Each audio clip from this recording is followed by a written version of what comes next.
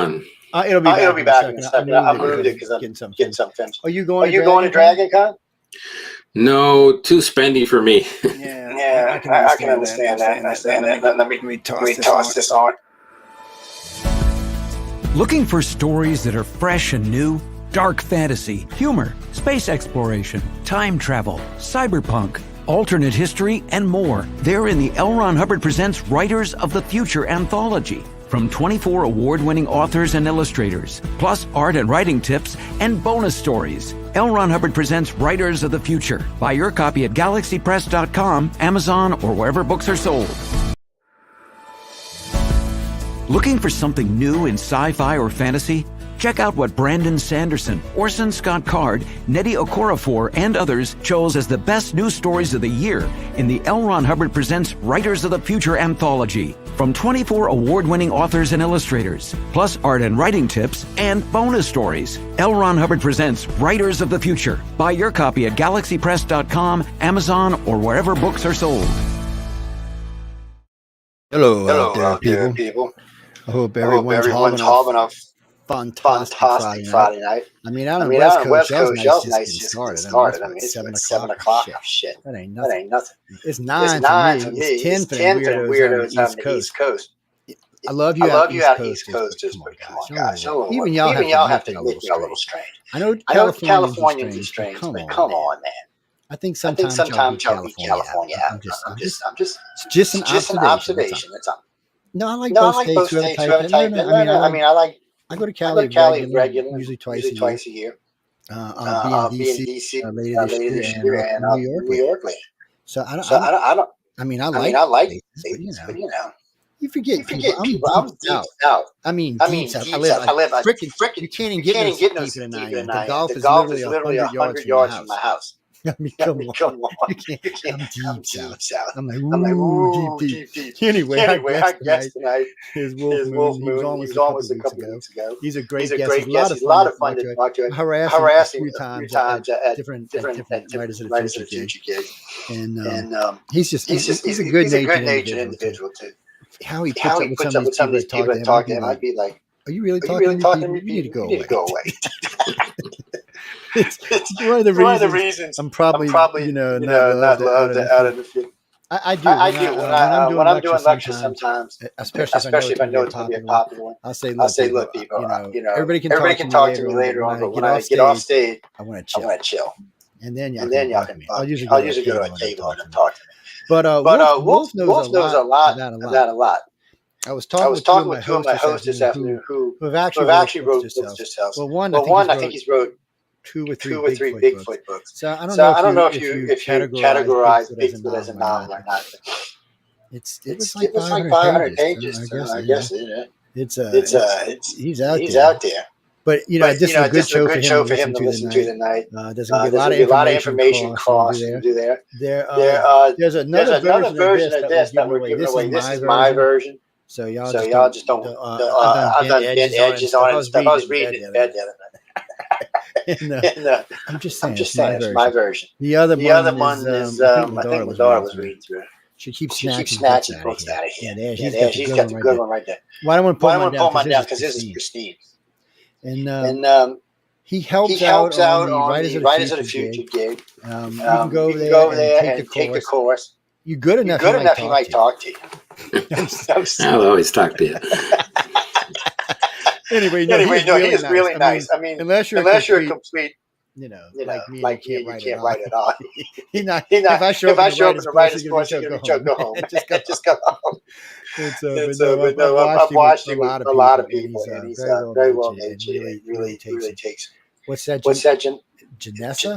Where are you from, Janessa? So tonight, if you're going to use the messenger, if you use the YouTube chat room, Facebook chat room, I won't ask you where you're from. If you use my messenger, I'm going to ask you where you're from. Just telling you ahead of time. So Janessa, where are you from? Philadelphia. I feel for you, baby. I just feel for you. We've done many specials on this show in Philadelphia. Not that I've been much better than New Orleans. All I'm saying is I feel for you. So what's your question?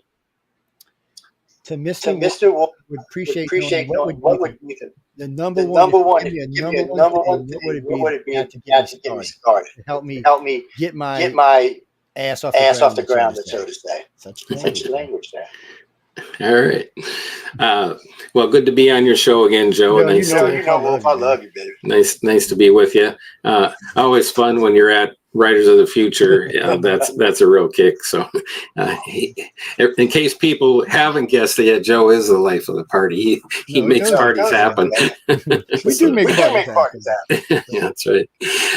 So, Janessa, that's what's hard when we first start, is that, where do you begin? It's such a big thing and it can seem very daunting, but honestly, where you begin is writing something and finishing what you write. And in the beginning, it probably won't be a masterpiece, but that was the case for Van Gogh and Monet and all the other artists. When they started, it wasn't a masterpiece, but they kept painting. And you need to keep writing and you'll get better.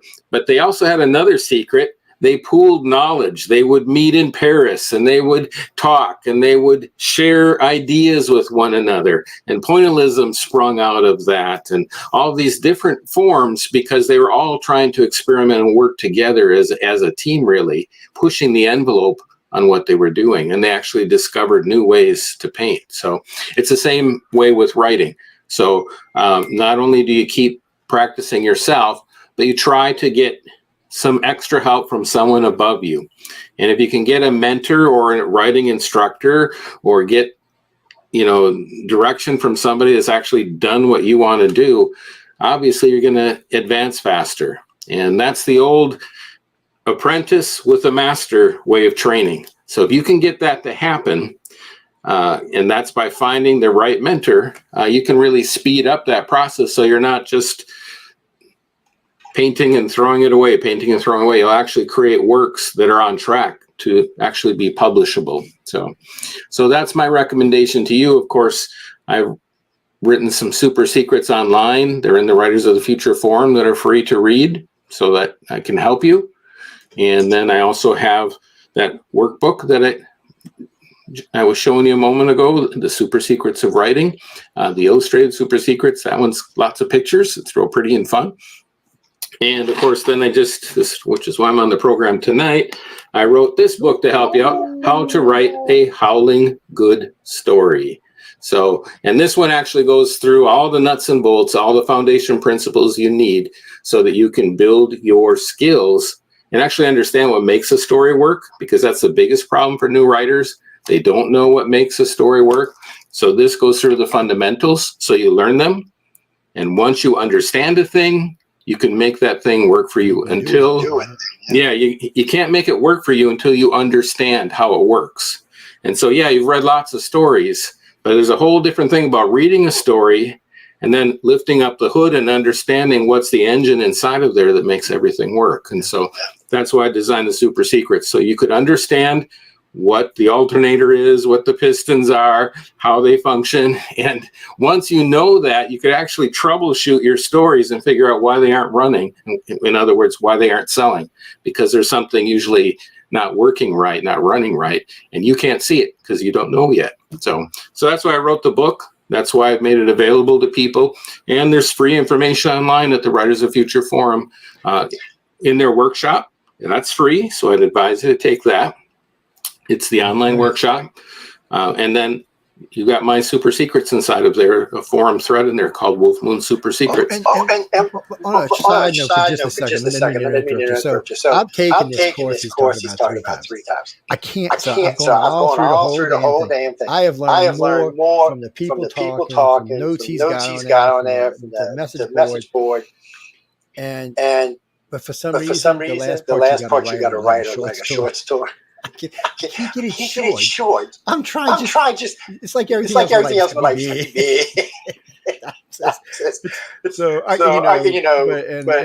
my writing is how can I say this politely to myself? Questionable. Now Janessa says she's written three what you would call novels. She said they were all horrible. She said everyone her husband told her. That's horrible. So she asked him, rule number one, you should never ask your mom or dad, or your ask your meanest sibling in the family. They might be honest with you. But the reason I've heard a couple of judges say this, because a lot of times your mom or your dad, oh yeah, honey, that was great, and it sucked beyond belief. So and be honest with you, you got to be willing to get your feelings hurt to be in this business. You know, it's going to every now and then you're going to think you have something, and it's going to get out in the world, and it's going to go pop. I know. Trust me. I know from personal experience. It's so you guys got to keep plugging money, man. Get over there to Writers of the Future. Check out Wulf Secrets. Listen to all the different judges they had. They got Orson Card. Isn't Kevin on the video? David Farland and Tim Powers. Yeah, and Tim Powers. So you got three of the greatest writers on the planet. You can go see now. One of the other advantages to listen to Wulf is he has access to everybody we just talked about. Plus many more. And he also has access to several years of winners. So he's got knowledge that because he's in the right place and he's intelligent, that he can pull together and show y'all how to do it. He's a winner. He's a winner, by the way. Yeah, somebody just asked me. He's a winner. Yeah, my story is in Writers of the Future, Volume 35. And it's called Super Duper Moon Girl and the Amazing Moon Dawdler. It's about let's see if I can get you the picture of it. It's about a 12-year-old girl on the moon, there it is, with her life support robo-dog that comes into great danger trying to protect her. So I had over 100 people write to me saying the story made them cry, touched them so deeply that they had read it to their child. I had even just lately, I had a heavy metal band. He's a leader of several heavy metal bands. They tour Europe, so he's well known in the heavy metal field. And he wrote to me. He said, "I read every Writers of the Future volume. I've been behind, and when I read yours, he said, I will now buy anything that you write." He said the story was that good, and he's proven true to his word. So anyway, I hope you'll read Super Duper Moon Girl and the Amazing Moon Girl. That again? Writers of the Future, Volume 35. It's the one with a robot on the cover. A Bob Eggleton painting. You know what's cool about this? Years ago, I talked to Bob Eggleton at the Nebula Awards, and I said, because he's the artist that did this cover, I said, my heart's desire is to have you do the cover of a book that I would be in. And he said, well, he said it can happen. Talk to your publisher, and you know they could request me. And when I won Writers of the Future, it was a Bob Eggleton painting. I was so happy. So dreams come true when you win Writers of the Future, even dreams they don't know about. The other funny thing, I was sitting at the signing afterwards, and Dean Wesley Smith was my mentor when I lived in Eugene, Oregon. And they didn't know this, and they sat him right next to me for the signing because he has a story in the book too. So I'm sitting next to Dean and looking at him. We're both signing books together. And the last time I'd sat with him was 20 years ago when we were both, he was the editor of the Star Trek anthology I was in. And I looked at Dean. I said, well, Dean, it looks like I've come full circle. And he laughed. He said, yep. But just weird, cool things happen when you win Writers of the Future. And those are a couple of really cool things for me. So it brought Dean and I back together after I'd moved out of Eugene. He's a character when you get him to talk. Yeah. He's not always that open to talk. You got to get him to talk. But I know the first one I went to when we had that double one.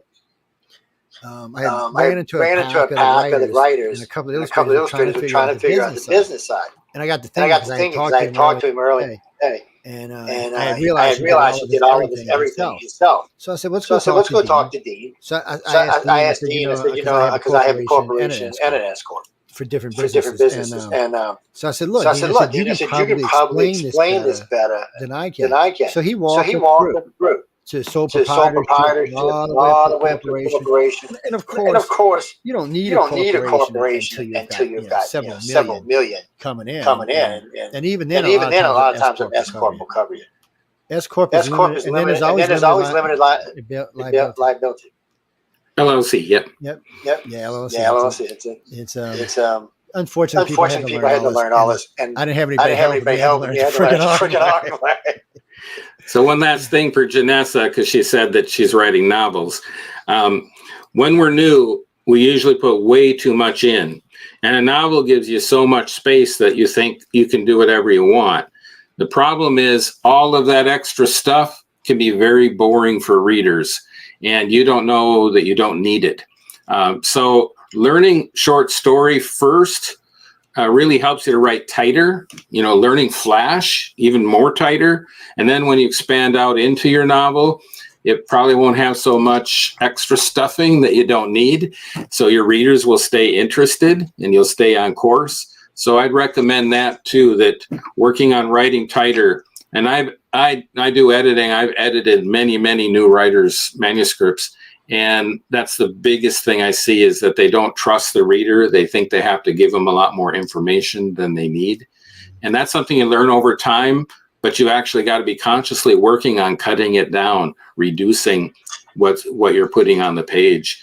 And that's very hard for new writers to see. They just think they need all of that, and they don't. Go ahead. Her husband just described her novel as peanut butter and jelly sandwich just oozing out the sides. Out of control. Going wherever. Yeah, so I'm sorry, that's okay for you. I mean, if you want a big gooey sandwich like that, but a lot of people are like, well, this is going everywhere.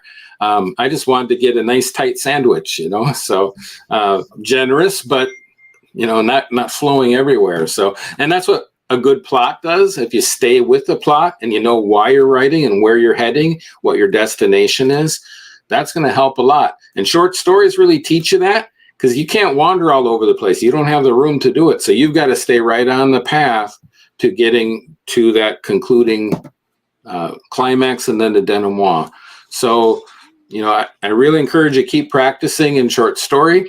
Otherwise, you're going to throw away tons of novels until you finally, that's what Brandon Sanderson did. That there is a way to do that. He wrote many novels until finally he sold Elantris.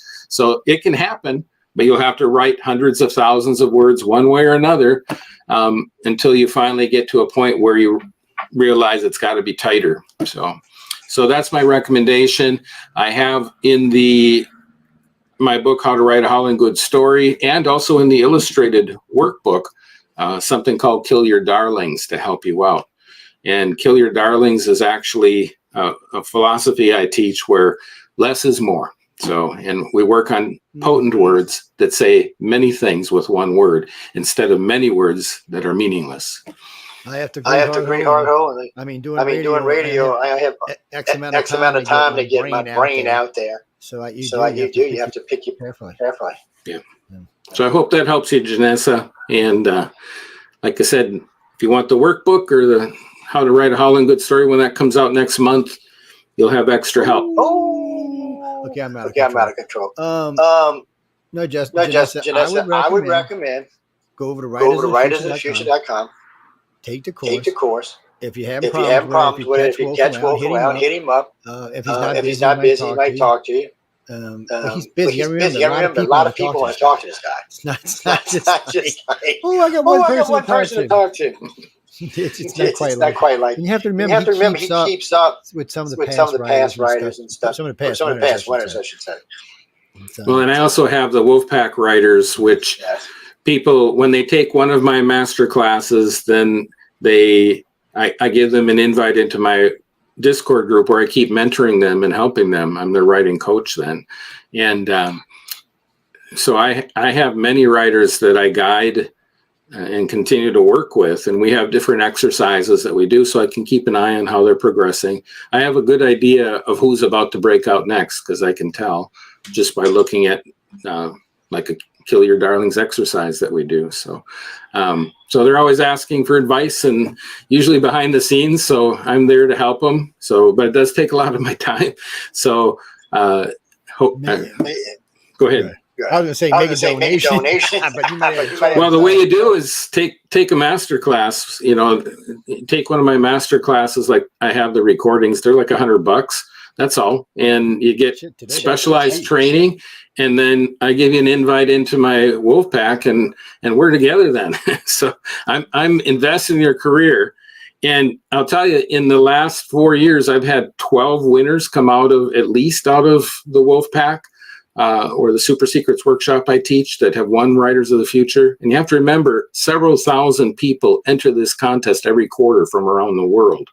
In fact, in this Volume 40 year alone, we're at half the year now of the winners' results, and half the winners are from my Wulf pack.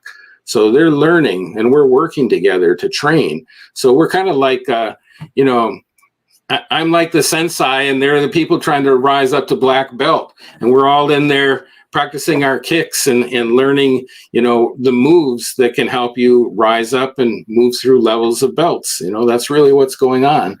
So sparring with other writers, training with other writers, and then having a mentor or a sensei, that is the way you pass knowledge on in a much faster way than if you just say, well, I'm going to go all to these meets because I'm excellent and I already know everything and I don't need help from anybody, and I'm going to be a black belt.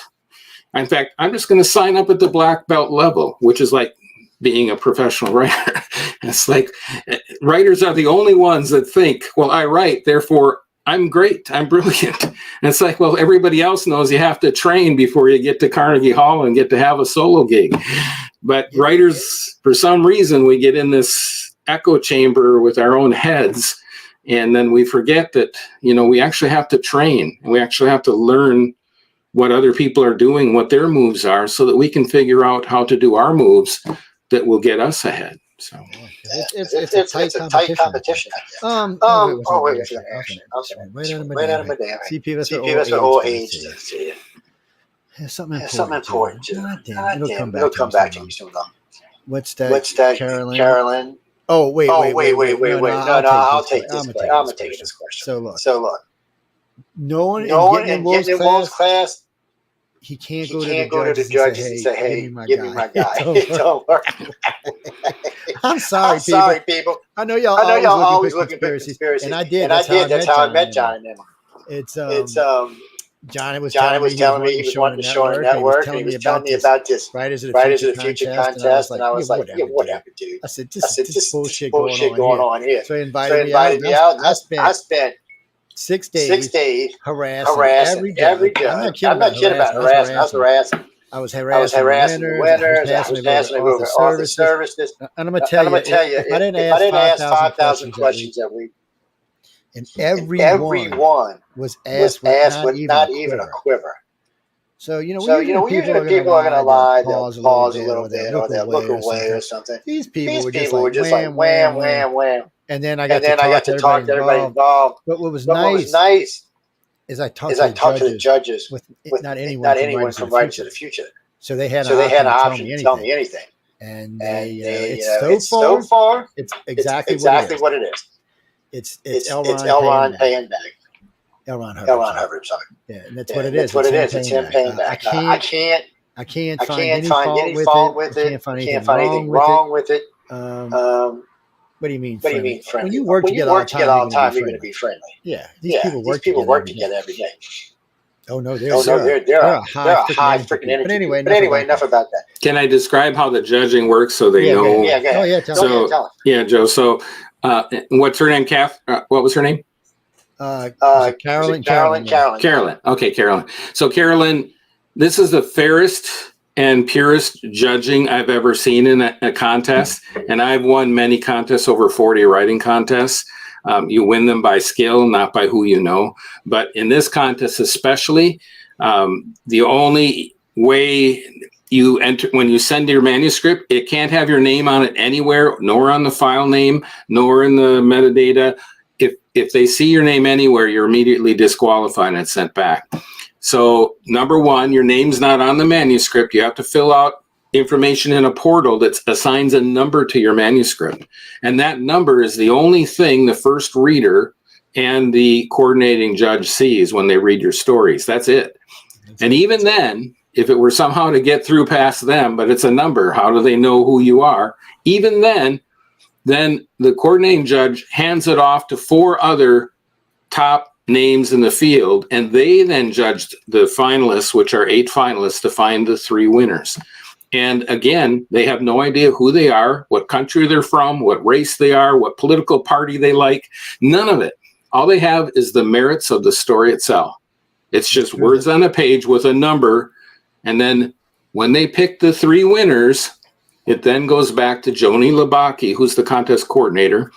And then she matches the numbers to the name, and then she calls the winners. So it's taken out of everybody's hands by doing the number. It's a blind judging system. And then it's got an extra safety where you have, all of these professional judges. They then separately judge the top 8 to find the top 3. So there's no way anybody can say number 7 is so-and-so, give them the win. It's all blind. It's done inside of a computer system, a portal that just assigns numbers to them. So it's the fairest judging system I've ever seen. And that's what makes the contest so special. It's merit alone. And in a lot of these big awards, well, everybody knows who the person is, and they can get teams of people, and often do, to push their special person that they want to win the award. It's not like that in Writers of the Future. So it's the purest form of judging you can have. It's called blind judging. That's what it is. No, guys, I was down there. I talked to all the judges. I talked one to a judge. I know a couple of coordinated judges these days I'm actually friends with. Some of them are bad influences on me too, by the way. But to be honest, what he said is actually completely true. It's just the way it works. And it's just such a nice thing to see because Janine is 12. Yeah, there's 12 winners a year. No, he was talking about for a quarter. Yeah, three or quarter. And so you can actually submit 4 times a year. You really can. I don't know if I would submit the same story unless it was really damn good. And I guarantee you, Joni will send you a letter along with it if it is. Some have one sending the same story over and over and revising every time. That's very rare. And then sadly, I've seen them not doing much after that because all they know how to do is work on one story, one world, one idea. But what I recommend to people, which is a better way to try to win the contest, but it's better to become a professional writer, enter a fresh story every quarter. And when you do that, every 3 months, you've got to write a new story. And guess what happens to your abilities when you're constantly writing new stories? You get better.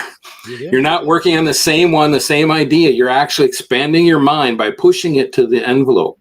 And when I did that, I made a commitment, and we can talk about, we got a long time here tonight. I can tell you how I won the contest later. But when I made a commitment to write a fresh story every quarter, it took me like 4 years. And out of the 14 times I entered, 13 times I got certificates. And that's the other beautiful thing about the contest. You'll start getting higher and higher certificates. It goes from honorable mention when you're in that top 10%. And then it'll go to silver honorable mention. So you're in a much more finite group, about the top 5%. And then you can get down to the top 1% when you're one of the 8 finalists. Oh, there's a semifinalist too. You're in the top like 16 when you get that. And then you get a critique when you hit semifinalists from Jody Lynn Nye, who's a best-selling judge, best-selling writer, and she'll actually tell you how to improve your work. You can't resubmit that story, but that'll help you see what you need to work on. Because remember, when you're newer, like I said, you have blind spots that you can't see. But if somebody who's very experienced looks at your work and tells you, oh, you need to fix this. Well, that's what happened to me. David Farland was the coordinating judge when I won. And he said, Moon, he said, on the level of world building alone, your story was better than probably all the others put together as the finalists. He said, but you got to learn to kill your darlings. So that's why I'm telling you to learn to kill your darlings. He said, I just was doing too much because I was thinking like a novelist. And I had to realize short stories are a different animal. So you have to actually learn how to write short. So tight. What I give you 17,000 words? Yeah, that's the maximum. That's a novelette. And really the sweet spot, most stories win in 6,000 to 8,000 word range. We've added it up on several different anthologies. And 8,000 is the sweet spot. Mine was 6,200 words, Super Duper Moon Girl and the Amazing Moon Dawdler. So but the issue is, the more words you have, the more possibilities of making a mistake. It's very hard to write a tight story that doesn't have mistakes when you got double and triple the size of other stories. So you want that sweet spot where you can show them that you can build a world and build a character and build a plot, which is about 6,000 to 8,000 words. But when you go to 17,000, you can have a tendency to have too much stuffing. And often that's the case. And I've heard the judges talk about that. They actually, when they see the big stories, they go, oh no. But they say they read them anyway and they give them a fair chance. But most of the time they find there's just too much there and they could have condensed it down. Antonio's got a question. Where are you from, Antonio? Y'all asked where you got lucky. I didn't see where y'all from. Where you from, Antonio? Tijuana? You like safe down there, man. I've been there. Just saying, dude. You live in a good side of town. No, I'm just teasing. It's everything. So anyway, what's your question? I'm rambling.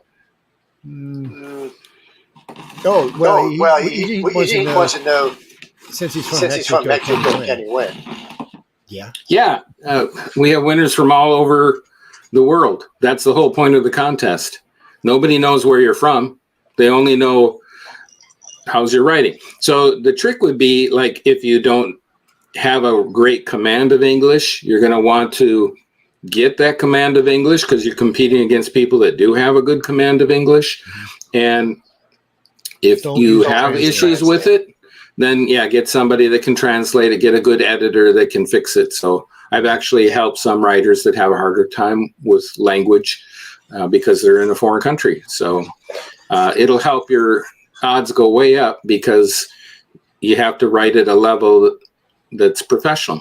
That's you got to rise to the top of thousands of other people, and many of them are very good at English and writing stories too. So that's the only thing. They won't know what country you're from, but if you don't have a good command of English, you'll have to somehow get that manuscript up to it will make it a little harder when you come. If you win and you come.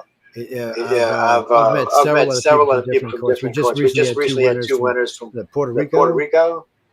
Where was it? They're really nice guys. They were a little nervous. America's kind of intimidating if you're not from here. Yeah, we're known as just get a gun and shoot everything. Which is not really true, Pete. Were they artists? Movies. Were you talking about artists? They were artists. Yeah, artists, they don't have to know the English language. They just have to be able to paint and draw. So, some of them that get up on the stage can barely say thank you very much for this award. So Antonio says his English is as good as ours. Awesome. Well, Tijuana probably so. Yeah. That's it. Good. So write your story. Antonio, what you doing? What do you do for a living in Tijuana? This is also a new show. That's a dangerous question. I mean, is it anything I should be asking about? I'm just teasing. I don't want to get you in trouble. I know radio and TV is tempted to say stuff when you shouldn't. Clara Reese Morrison. Where are you from? Portland, Oregon. I got several friends in Portland. I used to live in Eugene, Oregon, and I was in the Wordos writing group down there, so it was a great writing group. That's what you. Wait, is that what you were asking? I don't know. It scrolled up too fast. Hold on. It's. Is there any places important where she might be able to go meet people that may have the same interest? I don't know. Well, if you join the Wulf Pack, which is an online group, I actually have some people in that area that are Wulf Pack members. So you'd actually get help online, but we also have people in Portland and Vancouver, which is right across the water there, Vancouver, Washington. She said she was thinking of a smoky little corner. Yeah. Put alcohol. You're talking about a jazz club. Yeah. We're talking about writers. It's just too much. We're working writers here. That's right. Yeah. First we write, then we drink. That's how it works. That's how Jack London did it. First he had to write, and then he could go drink. So he worked hard right away in the morning and then drank the rest of the time. Leonard, where you from, Leonard? Boston. Hey. What do you mean? Can you cheat? Cheat what? Cheat what? Oh, you made the Grim Reaper. That was a good one this year. I don't know what you mean. Cheat what? You mean like starting off with a book, or maybe a way that you can. Oh, you're talking about AI. No, you can't. No way. Why don't you come in? Yeah, it's against the rules.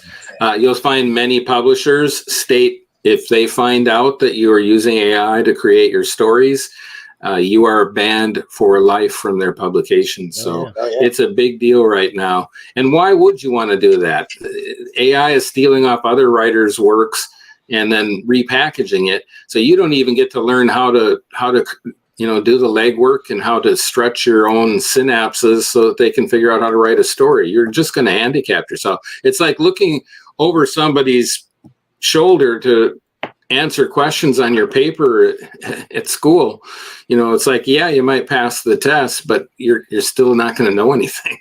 So personally, I think it's going to be harder on the illustrators than the authors. Yes. I've seen quite a few pieces done by AI writing. They're not going to win the Oscars. Yeah, let's just put it like that. So I think it's going to be competition for them, unfortunately. And I heard a gaming company down here are hiring illustrators and writers to come run the AI software. So they want to give you the idea, and then they want you to put it in so because they'll do it faster. But they want to make sure you're monitoring the story so it comes out the way it's supposed to.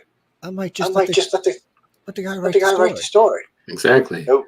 They figure they can do it instead of like 2-3 weeks or a month or two. They think they can do it in like 2 days. Yeah, that's greed. That's what that is. It's greed. I'm not. And you're only going to hurt yourself. Yeah, I'm anti-AI.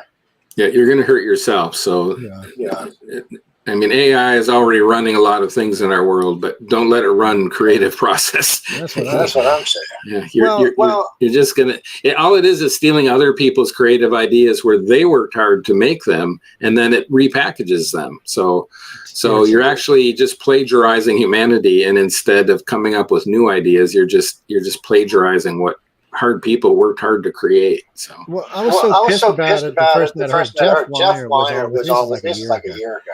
And we're talking, he starts doing all this shit with AI. I'm like, what is this? Well, I got off the phone with him. I called John. I said, John, this is bullshit. Y'all can't be letting this in. Yeah. Like a week later, I hear from me, said it's banned from here. I'm like, okay. Good. I was like, because that's just. How can I say this politely? Bullshit. Yeah, lucky I ain't got my little app on here with a little bullshit. I'm getting this for this stuff. What's that, Harold? Harold, wow. I haven't heard the word name heard. I just heard Harold in a long time. It's a kingly name. Like when I was like, anyway, what's your question? Where you from first? Heartland, Connecticut. Okay, I've never been there, but Connecticut's okay. You damn Yankee, we still love you. Wait, what? What do you mean? How do you? Oh, right, no, I got the question. So he's asking if he's doing the stuff at Writers of the Future, how could he meet you? Oh, well, win the contest. They have me out to help teach the new winners, so that's nice. We'd meet there. That actually happened. There actually had a contest last year where people could enter as a non-winner to come, and somebody won that. He's now one of the Wolfpack writers. He took one of my workshops, and so now we're working together with him. But really nice guy. I got to visit with him, and we had a nice time. So, and he got to go to the gala. He just couldn't sit in on the workshops. So there is that. So watch for that. It'll be as we get closer to the gala. They did it last year. I assume they'll do it again. So it's the Writers of the Future Readers Contest. So you could actually get your trip paid out to just go hang out with the writers. So watch for that.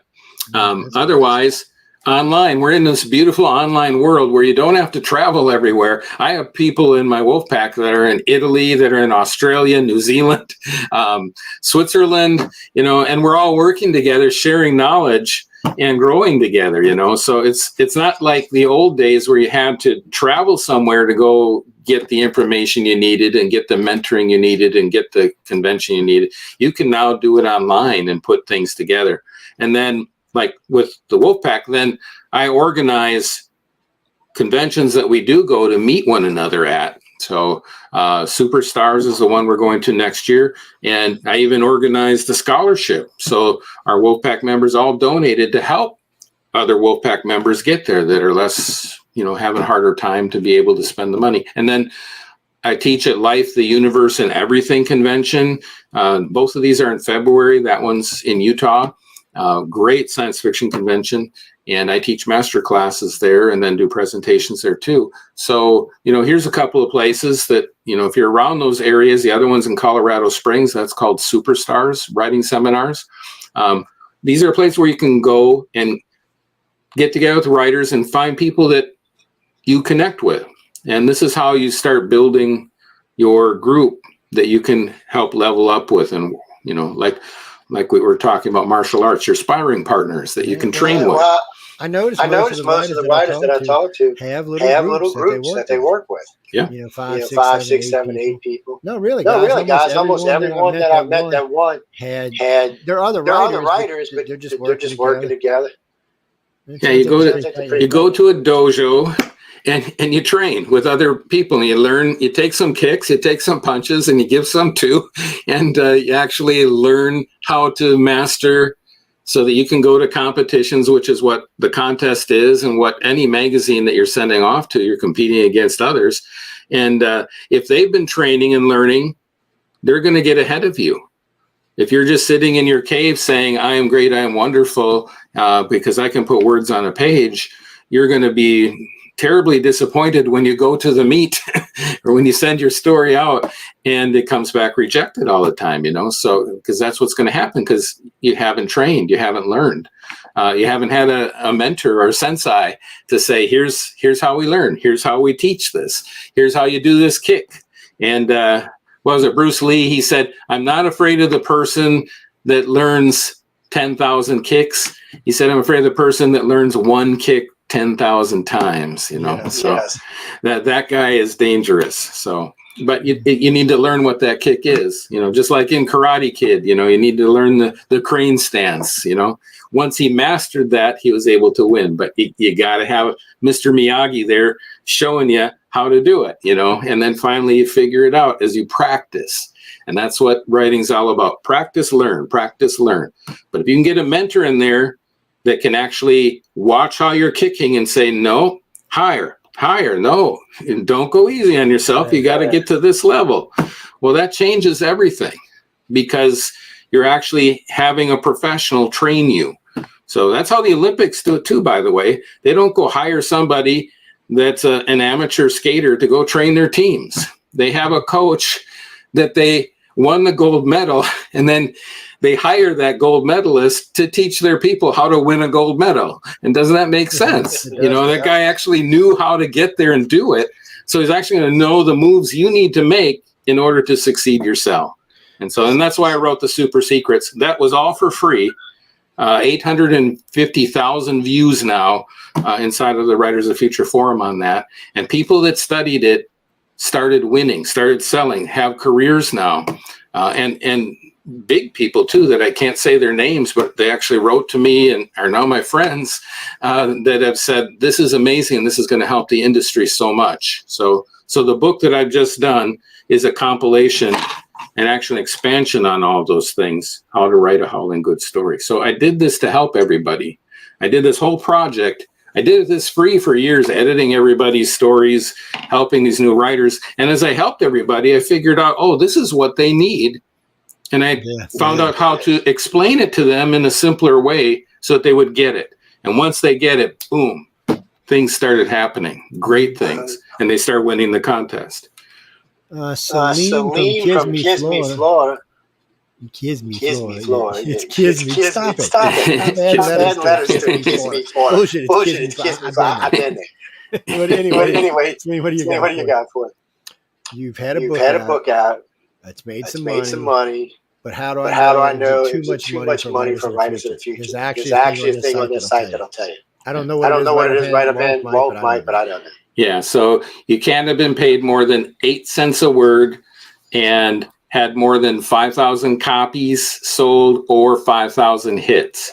So add up what you made, add up how many words are in that book, and see if it comes to over 8 cents a word that you made off that, however many words it was, or under. Usually it's under. So quite a bit under. So people think they're not qualified because they did an indie book. And then I have to explain to them, well, go read those rules again. And when you look at it, it's like, it takes a lot to make 5,000 sales. Okay. A lot. So, okay, and Celine, she's saying a book made $1.2 million. I want to see it. Send it to me. Yeah. Then you're out. You're a professional writer. If you made $1.2 million, you're done. You don't need an amateur contest to help your career. Well done. So much bullshit sometimes. I don't believe you. Send me a picture of you. Show me your book. Show me where I can see it. Hey, look, it might be good. I might get it. I like. Well, I don't get. Actually, I'm lying. I prefer audio. I don't have free time like I used to. And if I get into a book, I just forget what the hell I'm doing. So I can actually turn on an audio book, enjoy the book, and also be working on my computer. But if I'm reading, if I got it tactile, I'm out of it. I'm off in the fairyland with the book. I know you should read it. You really should. But when you have a life like mine, I do a lot of driving, so it's easy for me to pop it on the radio and listen. Mm-hmm. Well, you can, Carolyn, again. So you can. There are places that'll take books and turn them into audio. But I'm going to tell you a secret. Ask to hear the voice first. A lot of them want to use Microsoft Sam and Samantha. That's just garbage. That's all I'm going to say. But there are some companies that'll do it for you. And you get a decent voice. Yeah. I've done audio. I was podcast director at a professional magazine. If you go to my website, you can see it there, thesupersecrets.com. I'll have an area on my headers called podcasts, and you can listen to some of the work I've done for different magazines. There you go, guy. It's free. You can listen to some free stories. Y'all better start listening to free. Don't start charging y'all for archives. Mm-hmm.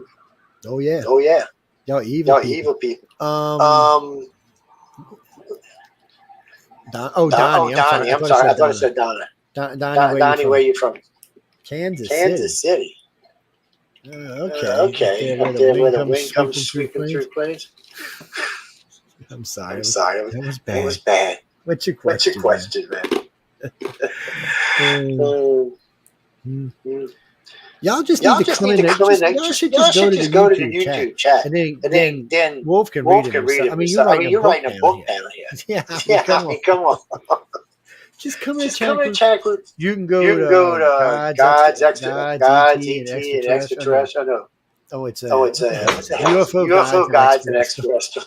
Or UFO Paranormal Radio. You go to either one. Yes. Or just pop on any of my Facebook pages with my name on. Yes. And we can see it. Yes, it's easy. I'm just saying it's easy. Anyway. Right. Which condense that. That would take me half the show. Kill your darlings. That's right. See, there you go. KYD. You should never say that someone will be using this in the future. Yeah. I have a guest that I'm going to use this on, including myself sometimes. Yeah. What are you trying to say? Well, he's writing that. I had a friend called, he passed away, but his book is called The 10% Solution, and Ken Rand was his name. And he said any story could benefit by cutting 10% out of it. And then he had different ways you could do that. And then when I started working with aspiring writers, I found out, well, they don't need the 10% solution. They need the 20% solution, the 30% solution, the 50% solution. It was just that much extra. And they didn't know that they didn't need that. And so once we started showing them that that's just too much, trust your reader that they get it. You don't have to explain how every part of the spaceship works and what every button on the console does. You only need the one that says eject if they're trying to get out of the... I got a question. Just a personal question. Where is a good cutoff right now? How many words, give or take, Okay. So today, Dave Chesson did a study, and he's the Kindlepreneur. He's on the front of my book, if you see that. But he's pretty famous with understanding Kindle and how it works. Well, they did a study of all the top sellers across, all the fiction field, and those novels that were all in the top, like top 10, hitting all the tops in all those categories, they're all around 95,000 words. So those were the ones that did well. Now, you can have a novel, technically 40,000 words is a novel. That's a really wimpy, if you're really in middle grade storytelling, you could probably get away with that. But adults, they want some more meat, start, the 50,000 to 95,000, 50 is pretty small. And like I just said, the ones that are selling are hitting up in that 95,000 range. So, 100,000 words, 90,000 words.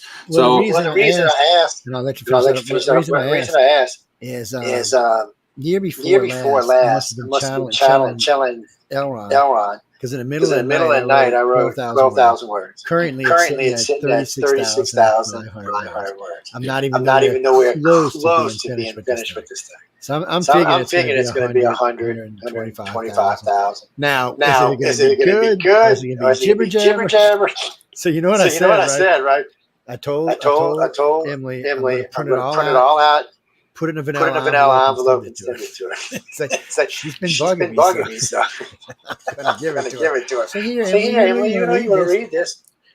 Well, and then what you do is you hire a good editor, and the editor will go through it and line by line and tell you what you need to cut. So that way, when you put it out there, it will already be in the best state it can possibly be. So that costs when you get that kind of line by line editing, but it's worth it if you want to see what you're working on, what you need to do. So, and to get to get it as tight as you can possibly be, because if it's a big hot mess, people are going to go, I don't know if I want to buy the next. So that's why you want it tight. You want it to be a compact, good story. So that's probably the biggest problem we have right now with indie publishing. It's made a wonderful opportunity for people, but it's also a way to slap a pretty cover on, not learn one's craft, and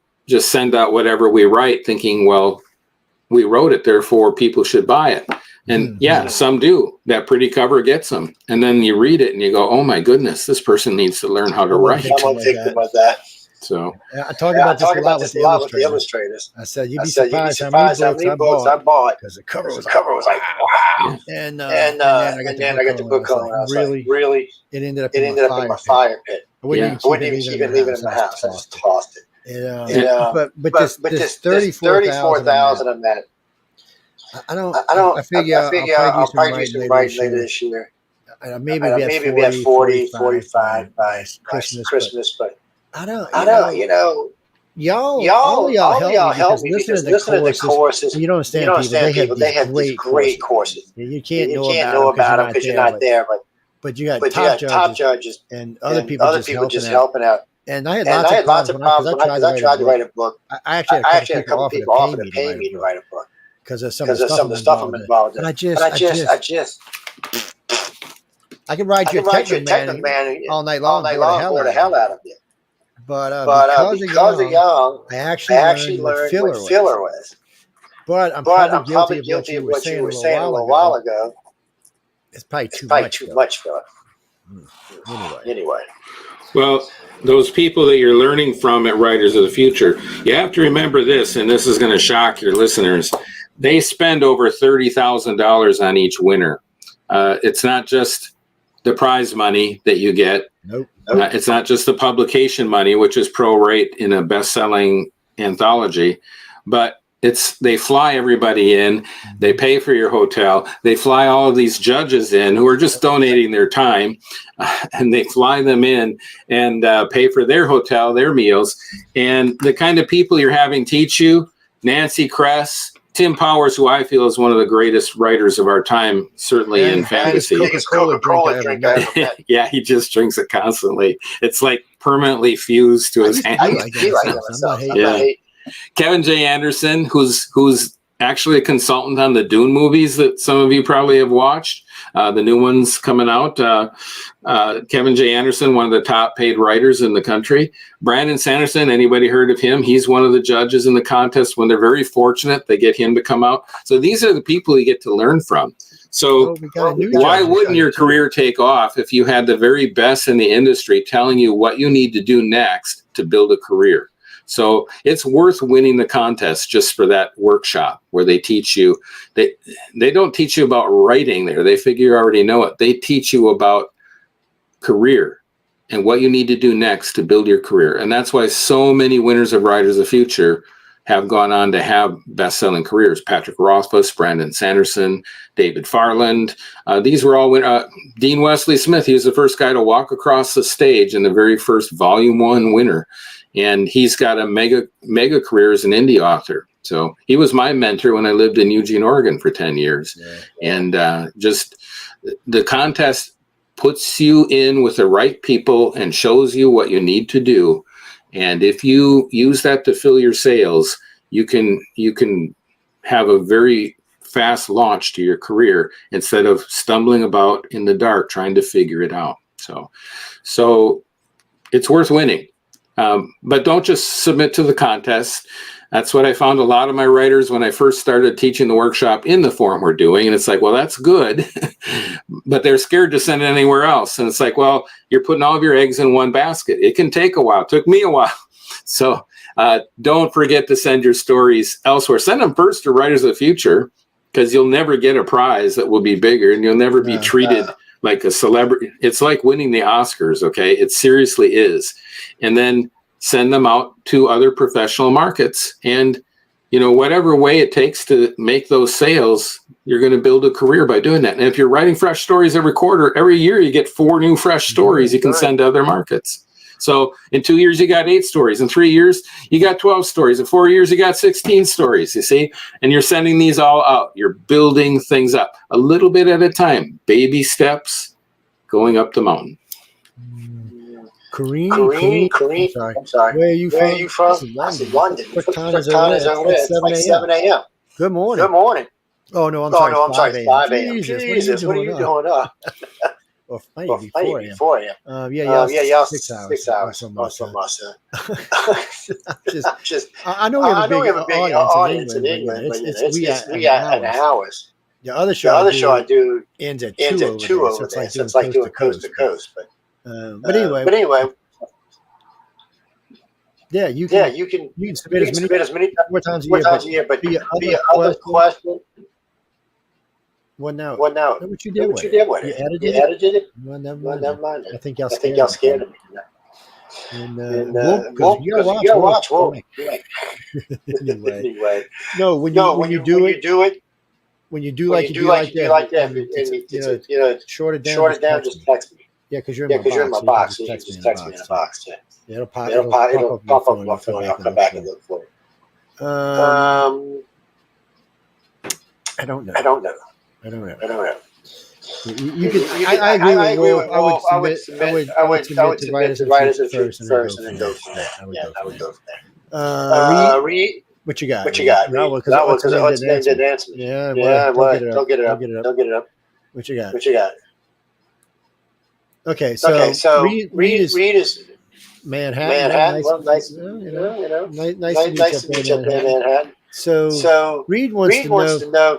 He said he's been getting stuck. So he's writing, and then he's like he goes and make a corner, and then there's nothing there. But somehow or another he can move past that corner.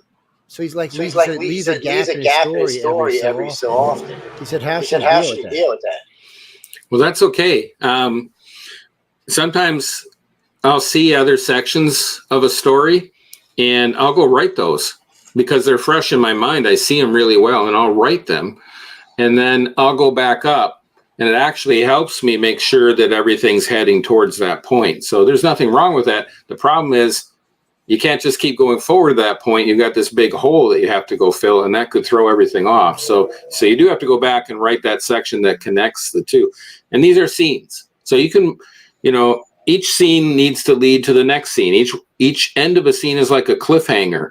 If you remember the shadow knows, who knows what evil lurks in the dark? The shadow knows, and you always end on a cliffhanger. Those radio shows knew it, and they kept you coming back for the next episode. Well, you leave a cliffhanger that can only be answered by the next scene. And so the reader will then go, I have to stay up and read that too. That's what a page turner is all about. So if you get stuck, it means you can't see how to get to the next spot, but you see the next spot, go ahead and write that. So now you see where you have to head to, go back and reread that scene, and then make a connection between the two scenes. So that's what you do.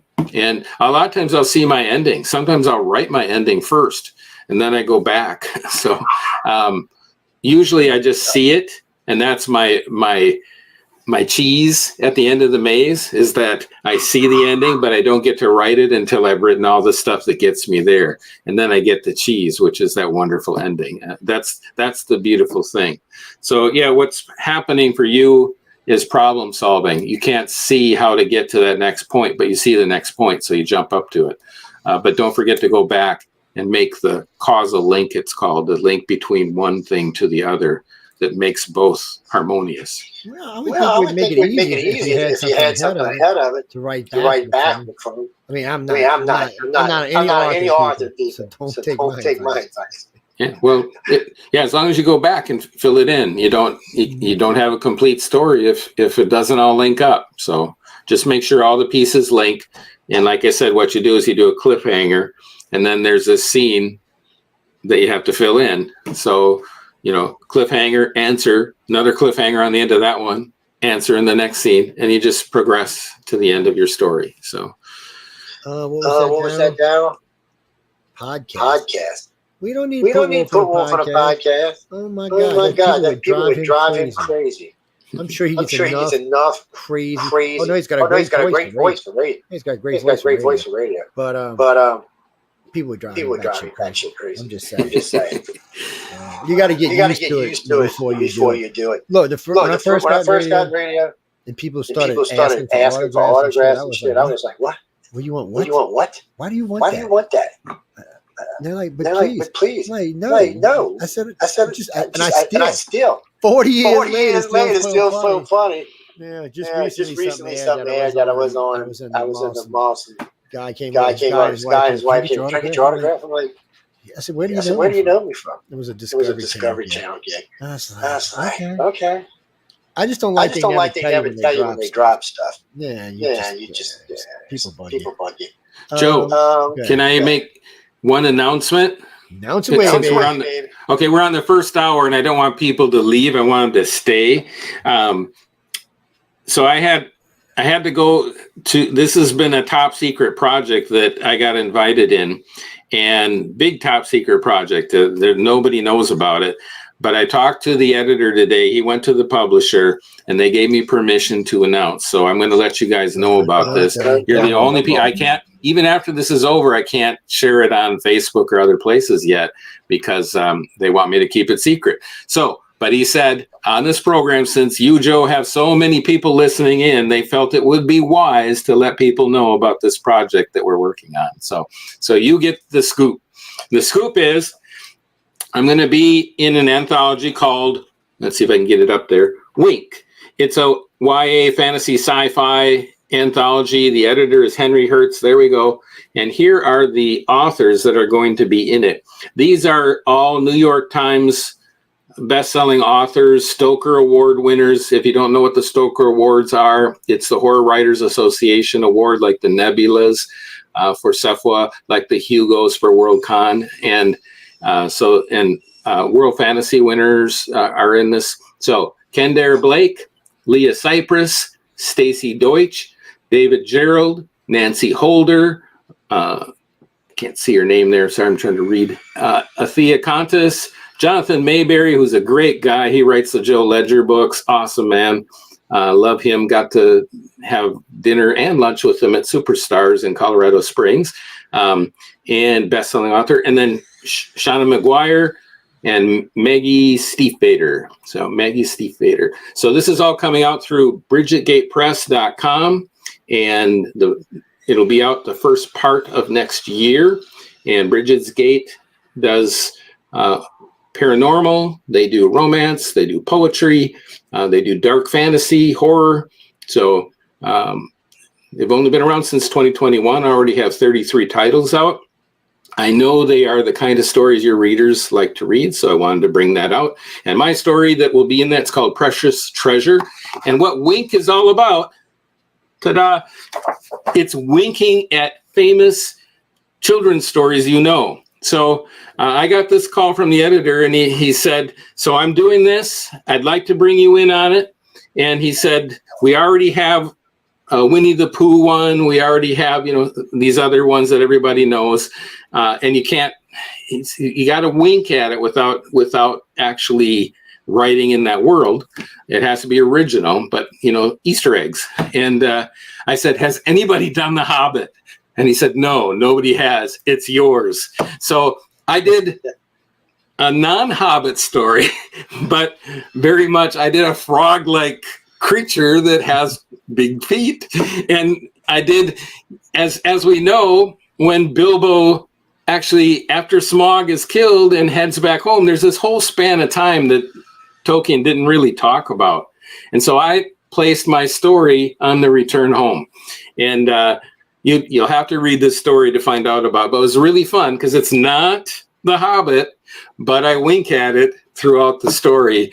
And that's the fun thing about these stories. There are all these winks to all these children's stories that you've known that are in your heart. Well, all these famous writers, award-winning writers, are actually winking at all of your favorite tales, but giving you a different world. So it's going to be so much fun. I was so glad to be invited to that. So anyway, you got the scoop. You guys know about it. When I get it out, we'll bring it back. Oh, yeah.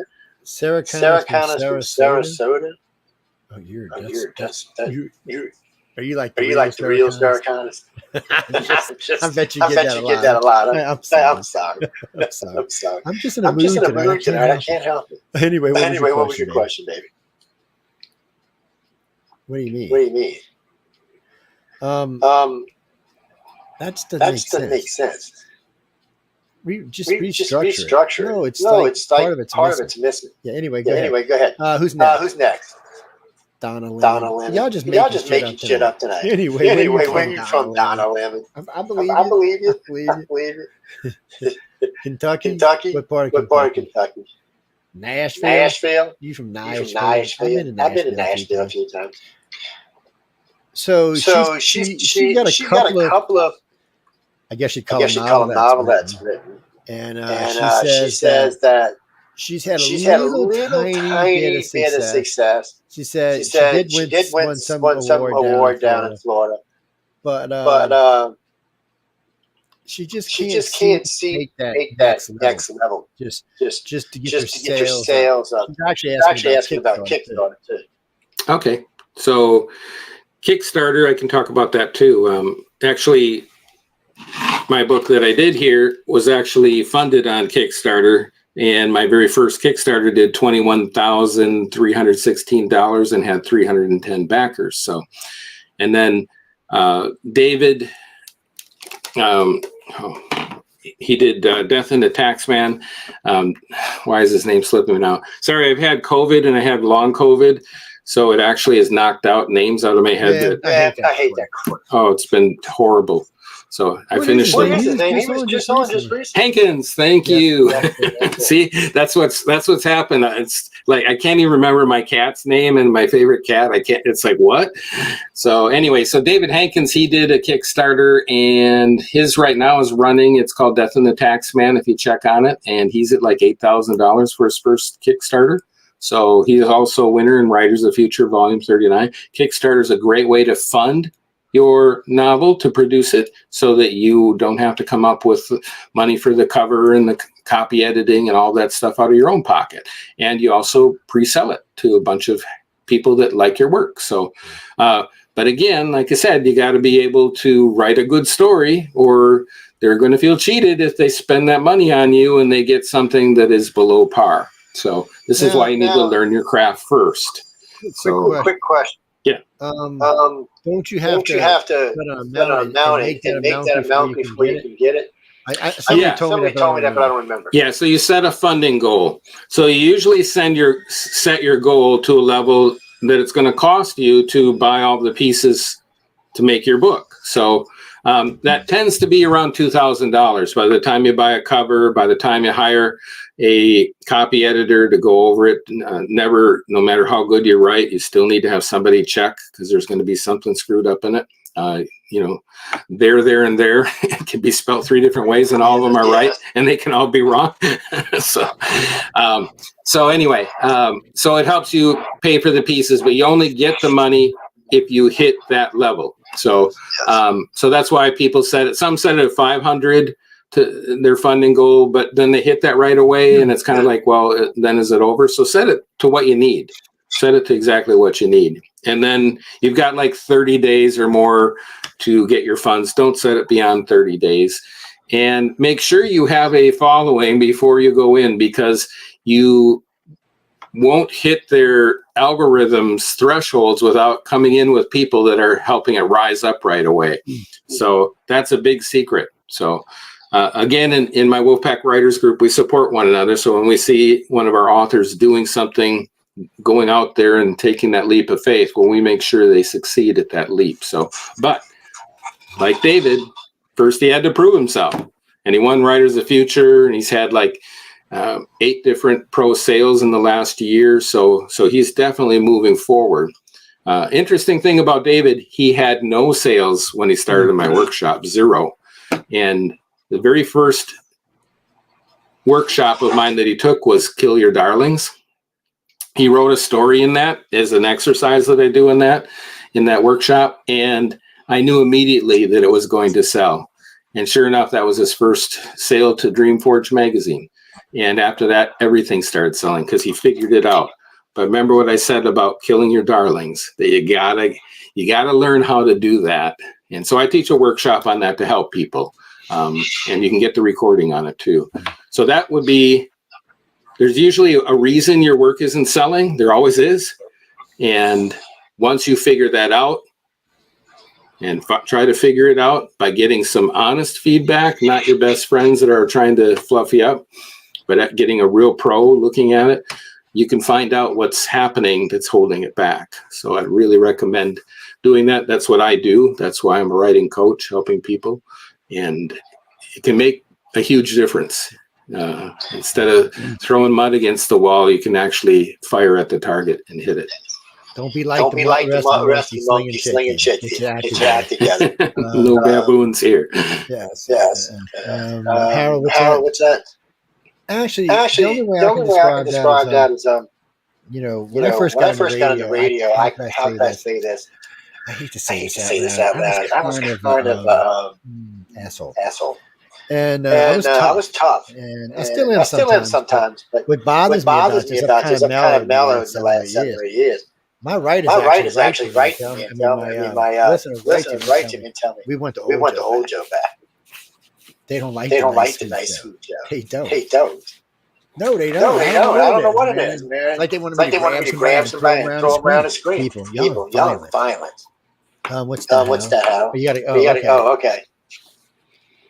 No, we're going to put up his website because we're giving away that one. The Secrets of Illustrators later on. Probably about a half hour left. Well, we still got almost another hour left. What's? No, we're going to give it away. We'll probably give it away till we'll probably number a caller, but we'll get there in a little while. So what was your question? Okay, so he's just asking. Should every time he doesn't win at Writers' Future, should he write a new story? Yes. So this is what I recommend. Send your story first to Writers of the Future, because no one will ever give you such a great reward again. It will be a very, very long time, unless you write a novel and you're like Brandon Sanderson. But normally for short stories, that's the pinnacle. You won't ever have something done so special for you again on a short story. So try to win that. and then you've sent it to the very best possible market you can, and then send it off to other markets afterwards, and then write your next and send that in. And what a lot of writers are doing, and this is how I've watched people win, and myself included, is you will watch your certificates go from sorry you didn't win to honorable mention, congratulations, and you get a really beautiful certificate, by the way.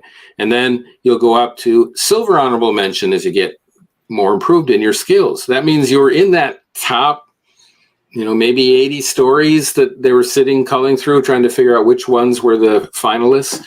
And so you're up another level, and then you get to semifinalists. It means you were almost there, and then get into those 8 finalists, you could be the winner. So that's how you chart your progress. It's a great way to chart your progress. It's not foolproof. A lot of people have taken their honorable mentions and they've gotten them in very big publications afterwards. So, I mean, every editor has different tastes, but at least you're starting with one of the best. And the other important thing is that it's restricted. So you're not competing like at the other big professional magazines. You're not competing against all the pros. You're not competing against the big names. I mean, in some of those other magazines, you're competing against Tim Powers, one of the greatest writers of our time. So Kevin J. Anderson might be writing a story for him. So when you're with Writers of the Future, it's restricted to amateur status. So you can have some pro sales, but you can't have, well, it says no more than 3, which means your 4th publication will get you disqualified. But up till then, you have your shot there, and then take those stories and send them out elsewhere. Yeah, somebody else had asked questions. You just answered it. It's good. Well, no, submit. You can submit. So real quick. I've interviewed 50 writers and 50 illustrators now. For the illustrators, they seem to win much earlier. But the writers, it seems to take 14 to 16 tries. Not that some don't win longer. And some take. There've been a few that took 40, 42, 46 times to get in. But there's been a few that's got it at first, which is kind of rare. But usually anywhere from about 10 up is what it takes. I guess it's how much advice that you take from them to get your ass in there fast. Well, the reason I know that is because I've been interviewing them all, and one of the questions in the interview is how many times will it take you to win? And why the illustrators, they have a shorter curve. Many of those illustrators come out of art schools, so they've already had professional training. They just haven't started their careers yet, so they're still amateurs. Yeah. But they were trained by pros at art schools and learned technical craft so that they could actually submit something that was of a professional level look to the Illustrators of the Future contest. So writers usually are getting trained by creative writing courses at colleges, and if they're like the courses I took at college, I had more credits at 15 than these instructors had. And I'm sorry, I'm sure there are some that are published, but there are many that aren't published. And so how they teach is they go back to the old masters and they tell you, let's go read these stories by O. Henry, and now that's how you write today. And it's like, no, that was for that time period.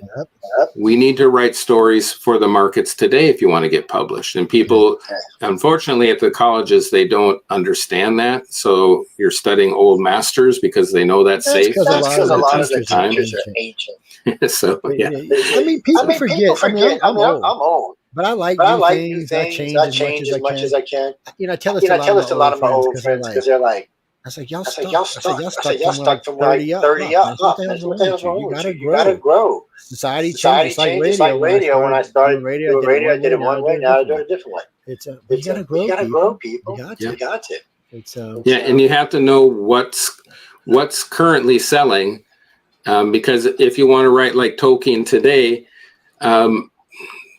worked great in his time period, and we all love him now, and we see past maybe some of the extra exposition that you don't need today, but we love him so much that we read all of that. But today, that's going to be hard unless you're Brandon Sanderson, you made it somewhere and can just go ahead and do whatever you want. So really you have to learn what's selling right now, and then still keep your style, but recognize what limits you have to kind of, there's a pasture that you have to kind of be in, and you can break out of that and do something crazy, but it's still got to be a story, it's still got to work. So anyway, it's probably controversial what I'm talking about, but I had a great teacher in high school who taught science fiction. So he had a book called Tomorrow and Tomorrow and Tomorrow. And then he saw my potential, and he went to the principal and said, I want a class just for Wolf Moon. And this is just going to be his class. And he comes in every day and he writes. And he actually got that for me from the principal. So maybe he did it because he was always correcting his papers during that hour. But I got to write. And then he would edit my stories. And then we would look for markets to send them out to. And I won Scholastic Art and Writing Awards because that teacher took the time to find markets for me to sell to. I won at the national level. And that's like winning Writers of the Future as a high school kid. So it's the same kind of thing. If you got any kids that are writing in the U.S., it's just for the U.S., but Scholastic, the same company that does all the Scholastic books, including the Harry Potter books, their company has a contest for young people, and it's like winning Rise of the Future. Stephen King won it, Peter S. Beagle won it, John Updike won it, so many different people. So send people there if you know young people. All right, so I probably went off the path. That's a good thing. We got Clint Morrison. He's currently on the Isle of Skye. What are you just broke in over there? Awesome! What whiskey is his favorite whiskey? What is it? I've been to Skye. It's beautiful. Talisker. So what do you have for us? So he said he's written a couple of books over the years. Not that they were horrible. They got a little bit notoriety in some towns not far from where he lives. He said they made a little money. He said he probably made for the last 5 years about 10 grand a year off of. But he said no matter what he does, and he said he's won several contests in Europe. He just can't seem to move up to the next level where he's making 30 or 40,000 a year. I suggest write more than one book a year. Well, that's what the indie people are doing. So he's on Skye. I would recommend that you go to a conference, which I'll be at again this year. It's in Las Vegas. It's called 20 Books to 50K. And there you go. That conference, it's actually a seminar with lots of people that are making well over $1 million a year on their indie writing that they're doing. But they can show you what you need to do to get to that next level. And again, it's hanging out with somebody that's above your level, and they can show you what the next step is. And when you figure that out, that's how you make the next step. So getting that mentoring is so important. You win. And they're all there. Writers of the Future. You get to meet all them judges. I'm sorry. Go ahead. I didn't mean to catch up. Yeah, he can't enter Writers of the Future because he's had some pretty good sales now. But at 20 Books to 50K, all those people are there. You can actually, I think you can sign up and watch it virtually. So that would be a way to do it too. If so, you wouldn't have to spend all the money to go to Vegas since you're on Skye, and you have to take a ferry over to the mainland and then fly out. So that would be my recommendation to you, 20 Books to 50K. And you can, I'm pretty sure, because I know they record everything, that you can do a virtual attendance. Probably can. Almost always doesn't. He said he also wanted to know, should he stick more to writing about stuff he knows, like villages, or should he try to break into something? He said he doesn't write sci-fi because every time he tries, it just comes out like jibber jabber. Yeah, well, that's not your thing then. So write what you love. We've been writing about like local villages, and I guess how did you say it? The daily life of the individuals. Okay. I guess that's like some drama, some love. Is that what we're talking about? Hey, that's interesting. Well, Diana Gabaldon, romance writer, she wrote her breakout novel called Outlander. It was all about your country. Oh yeah. I remember that. All she did was have a woman walk through some standing stones and go back to that time that had modern knowledge, and then what could she do with that knowledge in their time period? And suddenly all those little villages it made a very fascinating story and also an excellent series. Yeah, it's a series of television. Netflix, yeah. Netflix, huh? Not Netflix. Stars. It's on Stars. Oh, okay. Well, okay. Yeah. It's So, but there you go. So she took Your Country, took the Bonnie Prince Charlie era, and Battle of Culloden, and made just an awesome romance story out of that with some time travel in it, but really not much. And suddenly she's a best-selling author. So, and with a TV series and huge following. So just kind of think, well, I like writing these. How can you twist it so it's more interesting? So more people would gain a wider audience than maybe just your local village or people just in your country. So, and that's what makes bestsellers. We had some good people come out of the UK. Big stories come out in the last couple of decades. Yeah. What's her name? What's her name? Not. Oh hell no! I forgot what I was going to say. Oh no! I was thinking of Lord of the Rings. Lord of the Rings. No, it's not Lord of the Rings. Harry Potter. Harry Potter. Yeah. Harry Potter, a huge franchise. Yes. Now it's a monsters franchise. Yeah. Actually, guys, I read Lord of the Rings. I read there was three books on the Hobbit. And it was three books of Lord of the Rings. Unfortunately, I read them backwards. I wish I would have read them the other way. But I was in tech school in the Navy, and I was stressing over shit. A friend of mine said, "Read this." So I got it. I just got lost in the book. Yeah. And I read all three of them pretty quickly too. And he said, "Well, you still got this much tech school left. Read these three." They called me down. I got to say, I enjoyed the story. And I think they did a fairly decent job in the movies. They stuck to the book. Mostly. Yeah. I still remember in high school reading where the ring race on those horses coming up to Sam and Frodo. Oh yeah. Oh man, and that was so scary where they're right above them. And they did a really cool scene of that in the movie where the bugs are all crawling out and stuff, and the blood's on the hooves of the horses. And it was really freaky that was one of the first times where I was truly transported by an author into their vision space, and I could feel the emotion, the fear that they all had huddled at the roots of that tree. And they capture that so well in the movie, that feeling that I had on the screen. It was just excellent. They did a good job. I was happy. It's one of the few movies made from a book I didn't bitch about. I'm sorry, people. A lot of movies or just what they do is the producers go, wow, this book's pretty good, but you know what, let's add this. Let's throw some aliens in there. Come on, people. Well, that's part of the system. You only get paid if you modify the manuscript. So every writer that they hand it off to has to make a major change in order to get a credit. So the system actually defeats the original author, because every one of those screenwriters, if they don't twist it and do something different than the original did, they don't get a credit. And so it actually totally mangles up the story because of that, because it's everybody else's vision for where they want it to go. And they have to do it if they want that credit. Let's see who's up next. We have Stephanie Rice. Where are you from? Savannah, Georgia. Hey. Oh wait, you're in Berlin. You're on vacation in Berlin. Hey, you and your husband. Well, that's cool. I hope you're having fun. I know it's the early morning over there right now. So anyway, I hope you have a good morning. Have a good breakfast and all of that. So what you got for us?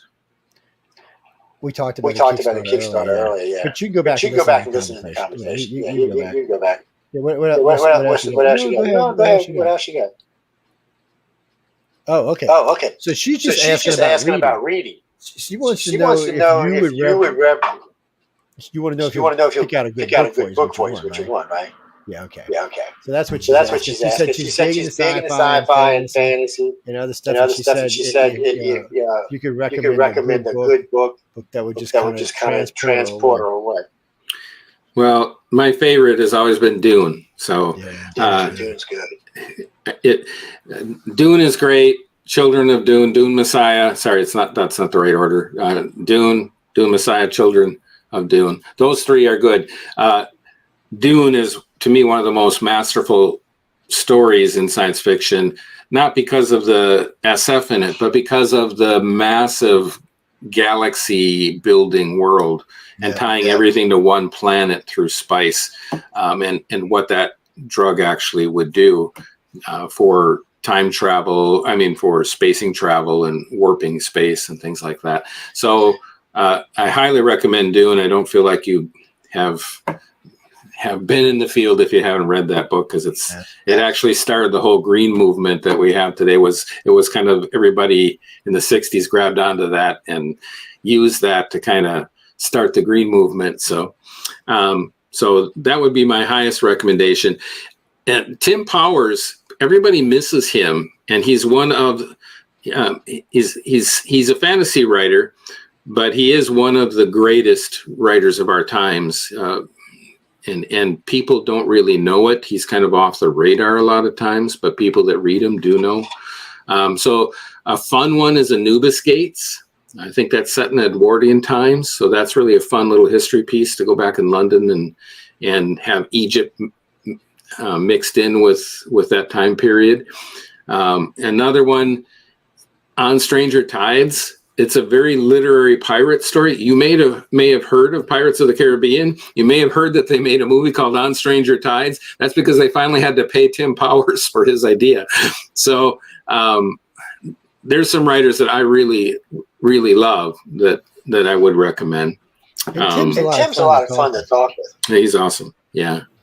So, but there's a couple of really great books.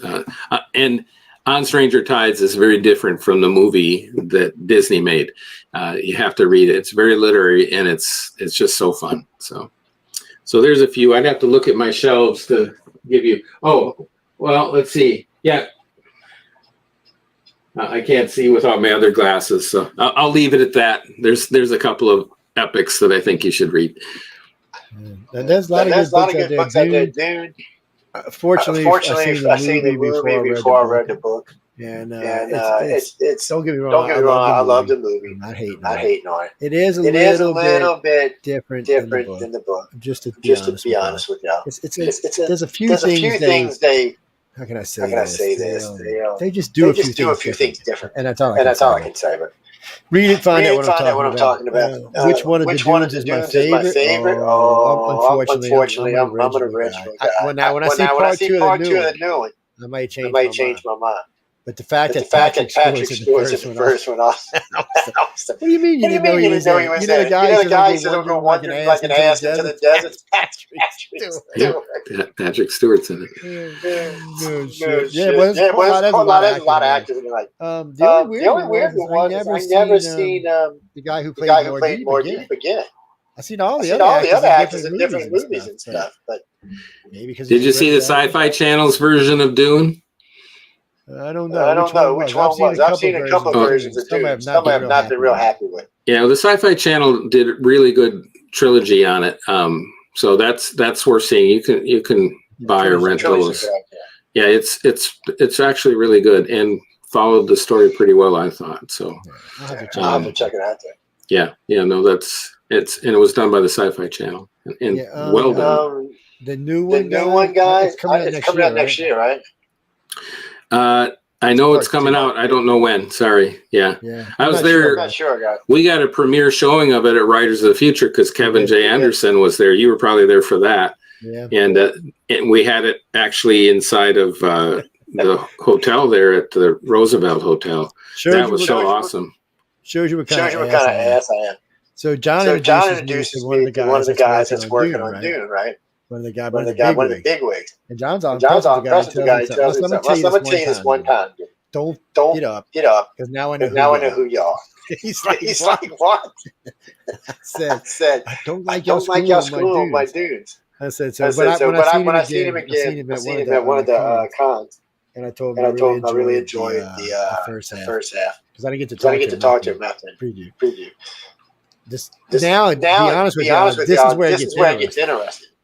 The part two is where personally I always start doing a trilogy anyway. But At least this one's two parts. So they can play around. And this young actor, he's pretty decent. There's one other book I thought I'd recommend, and let's see, it's Cyberpunk and Altered Carbon. Altered Carbon was very different and kind of really stood out. And of course, they made a series out of that too. I think that one is on Netflix. Yeah. So that was it. Now that was a very unique idea, and that's often what it takes to break out. Having that unique idea of the way that memories were transferred and how life was extended was very unique. Well, what's interesting about that is 2001. Two people had come out with the United States governments that they were working on a way to transfer consciousness to a disc or something. So it happened to a guy in 95 or 97 had a microchip put in his brain to see if it would record memories. They left it in there for a year. They took it out and recorded all the memories it'd seen for the year. So it showed us that we can actually record what's in the brain. So what they're trying to figure out is how they can take their consciousness and keep it alive and upload it into a new body. And so we'll see how that goes. But it is technology we're working on. And we also got that new thing that stops the aging gene. They've been trying 7 different animals now. That scares me, Wulf. I mean, I'm 60 anyway, so it's not that big of a deal. But I mean, we got 8 billion people on the planet now. I mean, we started stopping aging. I don't know. There'd be 16 billion in a matter of no time. Yeah.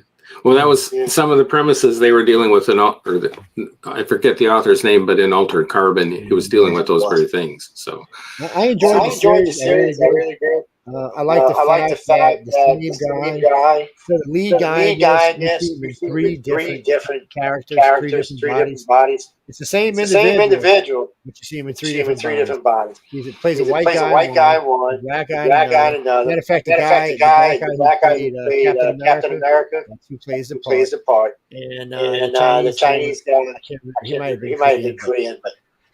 They're all pretty decent. The only thing I gotta warn you, don't watch it with your kids. It's not because it's horrible. It's just how can I say? There's a lot of nakedness. A lot of frontal nakedness. I was surprised. And I have a rule. Usually if I see your ass the first 10 minutes, I don't watch it. So both in the Expanse and in Altered Carbon, there's a lot of sex in the first 10 minutes. But both series turned out to be decent. I was talking about the books. Of course, she was asking what book. So people might jump on it. That's a cheat. Yeah, it's a cheat. Read the book. Then watch the series. Yeah. That's what I'm saying. Yeah. So there's some ideas. Pharaoh's up there.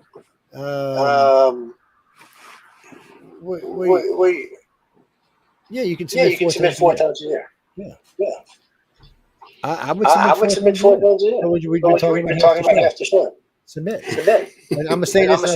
John's heard me say this a million times. If you don't submit, you can't win. It should just don't pop out the sky.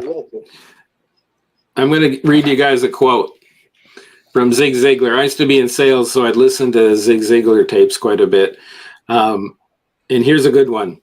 He said, "You were born to win, but in order to become a winner, you must plan to win and prepare to win. Then you can legitimately expect to win." So put your plan together and execute. So that's the problem. Everyone says, "I want to be a writer," but they don't write. So you won't be a writer if you don't write. Sorry, you got to write.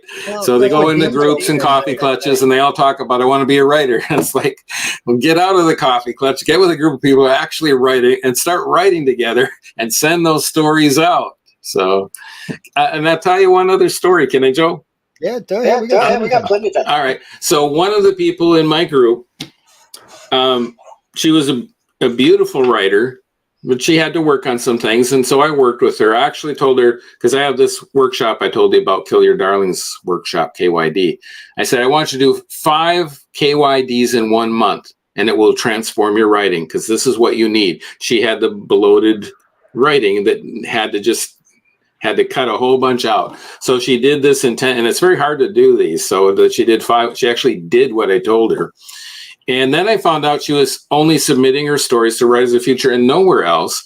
Well, it's great if you win Writers of the Future, but it's not the only pony show out there. So enter that because they have the best ponies. So you want to get that if you can, but there are other places too.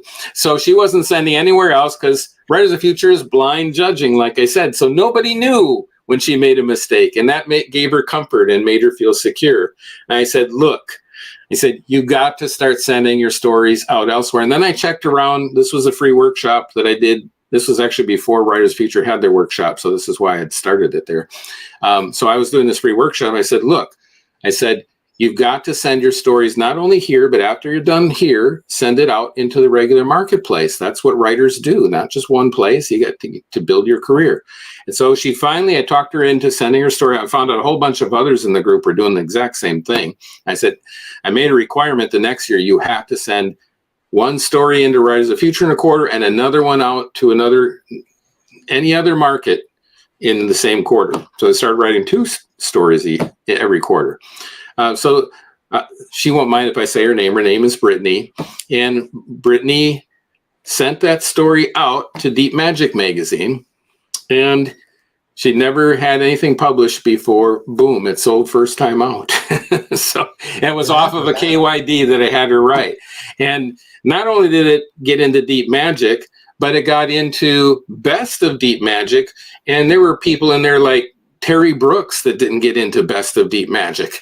Not that he's not a great writer, but he didn't make the cut from all the other choices that they made. So her first story not only was published, it was published in the Professional Deep Magic magazine. That was Best of Deep Magic. And then every year, all of the stories get reviewed in the professional publications by Tangent Online, most of them.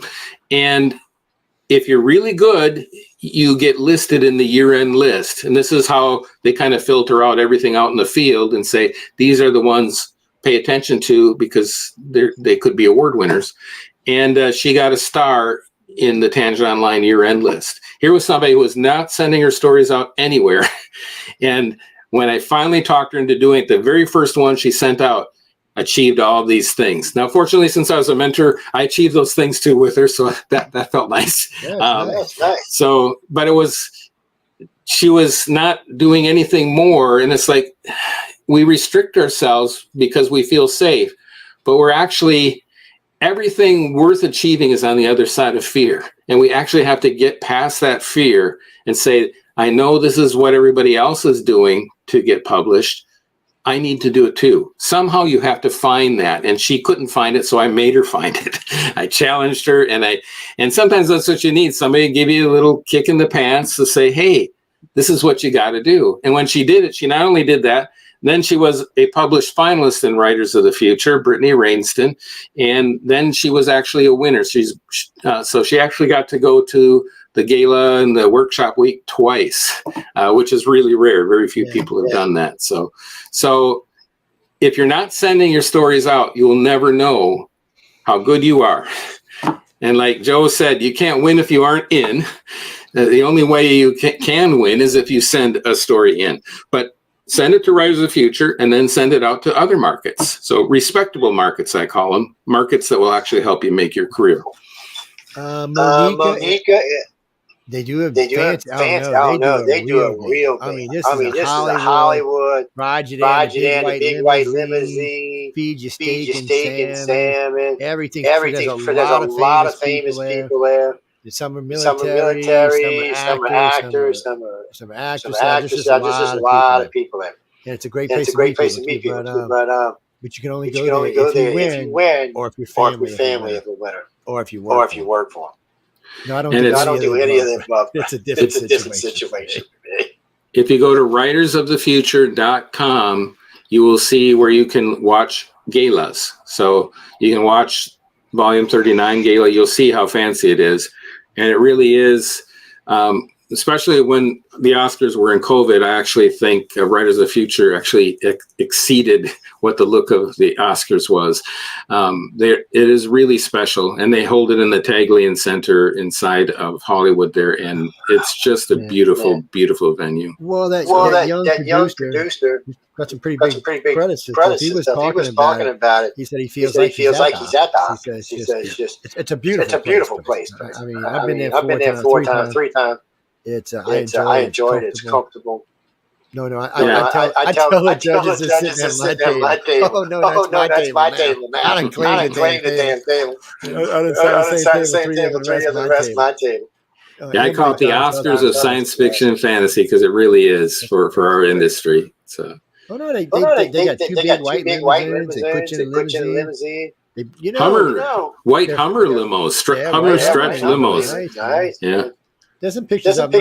I got some pictures of me there. And there's pictures of other people I've talked to. The new site we just put up. Sometime when I get caught up, probably October, late September, I'll be posting a lot of those pictures so you can see. Yeah. And then you'll see stuff from a couple years earlier where I caught people. There's one of Emily Jones. Jimmy Goodwin. She's gonna hurt me. So I'm blaming a Wulf. Oh, I was gonna say, if I'm not gonna tell you how many years I submitted to Writers of the Future, but I have told you what changed everything for me. Yeah. But if you go to the writersofthefuture.com and you go to the galas, they have a button you can push, and it's on YouTube too. Go to Writers of the Future Gala Volume 35, okay? And about 1 hour and 6 minutes in is my speech, and you will find out what I did in order to get there, and may that inspire you. So I'm not going to tell you. You just have to go watch it. So go check it out, people. Yeah. And the lady that handed me my award, so Gregory Benford, Dr. Gregory Benford, science fiction writer and scientist, handed me my award, but also there's always two that go up, and the other one that was there, I can't think of her name right now, but she has a star on the Hollywood Walk of Fame. She's from The Young and the Restless or something, and just a very famous actress, and here you are getting an award from icons, not only in writing but also in Hollywood in the acting industry. So that's a big I love the lady who does Bart Simpson, by the way. She's just tall, man. Just tall people. She looks like she's a fiery little thing there. I've talked to her a few times. I haven't. I was going to invite her to a show, but we were in the middle of three conversations. I thought it would be rude to just drop it on her like that. Nancy Cartwright. And then we have Jim Mesklin. Is that the guy who does all the voices? Yeah, I can't remember his name, but he's good. Yeah, he was hilarious. He was on a couple. I was driving crazy. They kept piling me with. You can't even do this. I was like, pause and read like 4 or 5 of them before I asked him. They did a good job. He does a great Picard. His Picard is really good. He did Picard, yeah. Well, y'all go listen. That's 6 or 8 weeks back. Yeah. No, you can check it out. He seems like a nice guy. So, Joe, you said it. Okay. You said at the half we would give away the workball. We're past that a little bit. So we got 25 minutes later. So this is what we're going to do, guys. Here's my email. iCard.net. You know what? Hold on a second. Let's fix this. And we'll do this. Create a banner. R-C-A-R-C-O-I-N-E-T. Okay. There you go. This is the one we're giving away right here. It's volume 1. That I finally got to read through it. Why don't I see it? Oh, that's why. Okay. So that's the email. We got two things. It's going to be 49th edition, but also you got to tell me what book will win it for Writers of the Future. Now we mentioned it a couple of times today. Yes. There's a lot of good stuff in here. And we're gonna get one of those. We'll be up there when we get it, and then we'll give it away later on. There you go, guys. I like that you illustrated that. Yeah, that was special. That was a lot of these Here's another beautiful one. So it just makes it a lot more fun reading it, to have full color illustrations. And we did the same robot throughout. So Scott and Jane Knoll. Jane Knoll is the artist, and they own Dreamforge magazine, a beautiful magazine. In fact, I'm going to give them a pitch right now. Plug them out. You can read Dreamforge magazine online for free, but of course, if you support them, it helps them to pay writers and keep it going. Anyway, they have beautiful illustrations with every single one of their stories. Well, I write a series on writing there called Wolf Moon Super Secrets, and she's done all these beautiful illustrations for me, and I put it all into a book. Even my prompts. I don't know if you can see this, a prompt generator. We've got the little robot with all of the D&D dice going down the page. So you'll actually have writing prompts in here to help spark ideas on stories for you. And then at the end of each one of these, there you go. Each one of these articles, you've got questions to review and a place to write your goals, because when you write down a goal, it becomes real. And when you see it and make a reality of it and pursue it, that's how you actually move forward. But until you actually chart a course, you're probably just going to wander around like a Sunday driver. But if you have a destination and you write it down and you head for it, you're going to get there because you know you're focused. So that's what the book does. The workbook is to help you focus. So, and I'm giving it away to one of you to help you out. If you don't get it, you can get it. I've only got a few left of the second printing. So this will be a special thing to get this, but you can also go to my website and you can get one of the last ones there as well.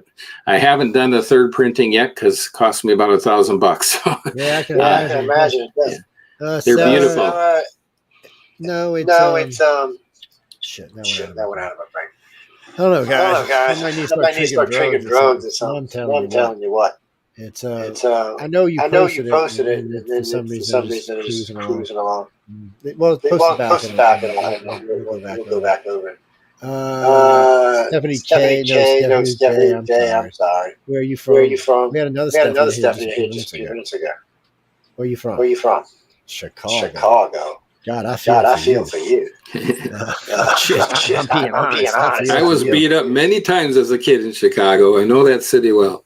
So this is interesting. We got her, him, and then we got a gentleman from Mississippi State. They're both asking the same question. It appears to be both of them are teachers.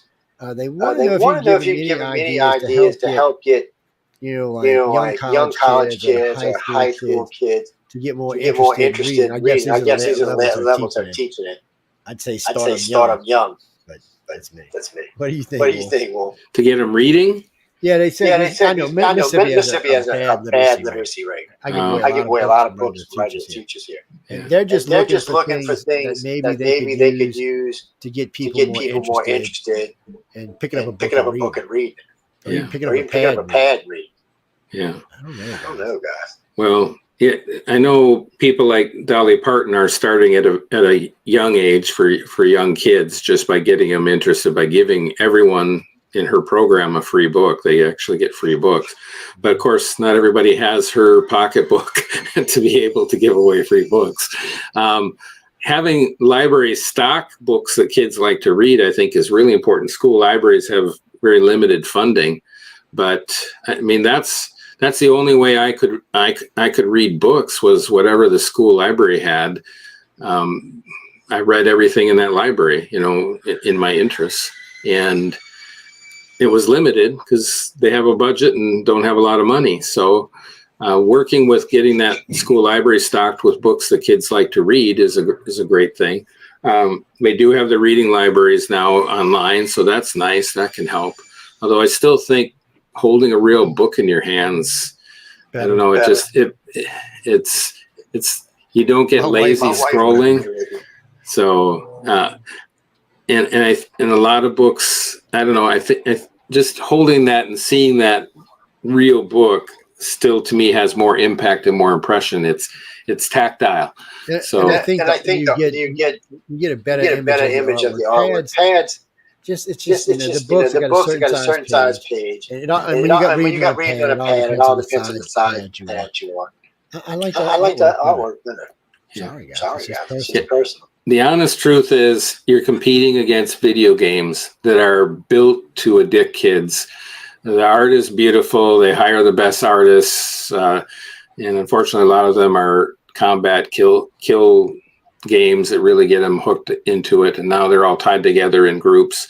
So that's the problem. You're competing against high action input over reading. And so how do we beat that? It's try to restrict them from playing the games and doing more reading, getting books in front of them.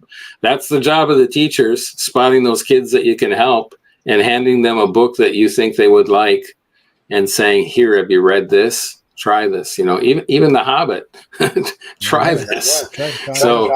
It's like you watch the movie. Would you like to see what the writer actually did in the pages? So here it is. So, but even, I don't know, even like Goosebumps and all of those, Joe Ledger, now that's adult, but Jonathan Mayberry wrote some spooky, grab you kind of books that young people picked up on. So he's done really well with that. I don't know the series because I don't read a lot of YA, but Jonathan Mayberry did that, even though he does these high-powered Joe Ledger zombie books. So that's an idea for you too. Something that will still grab them. They like zombie games.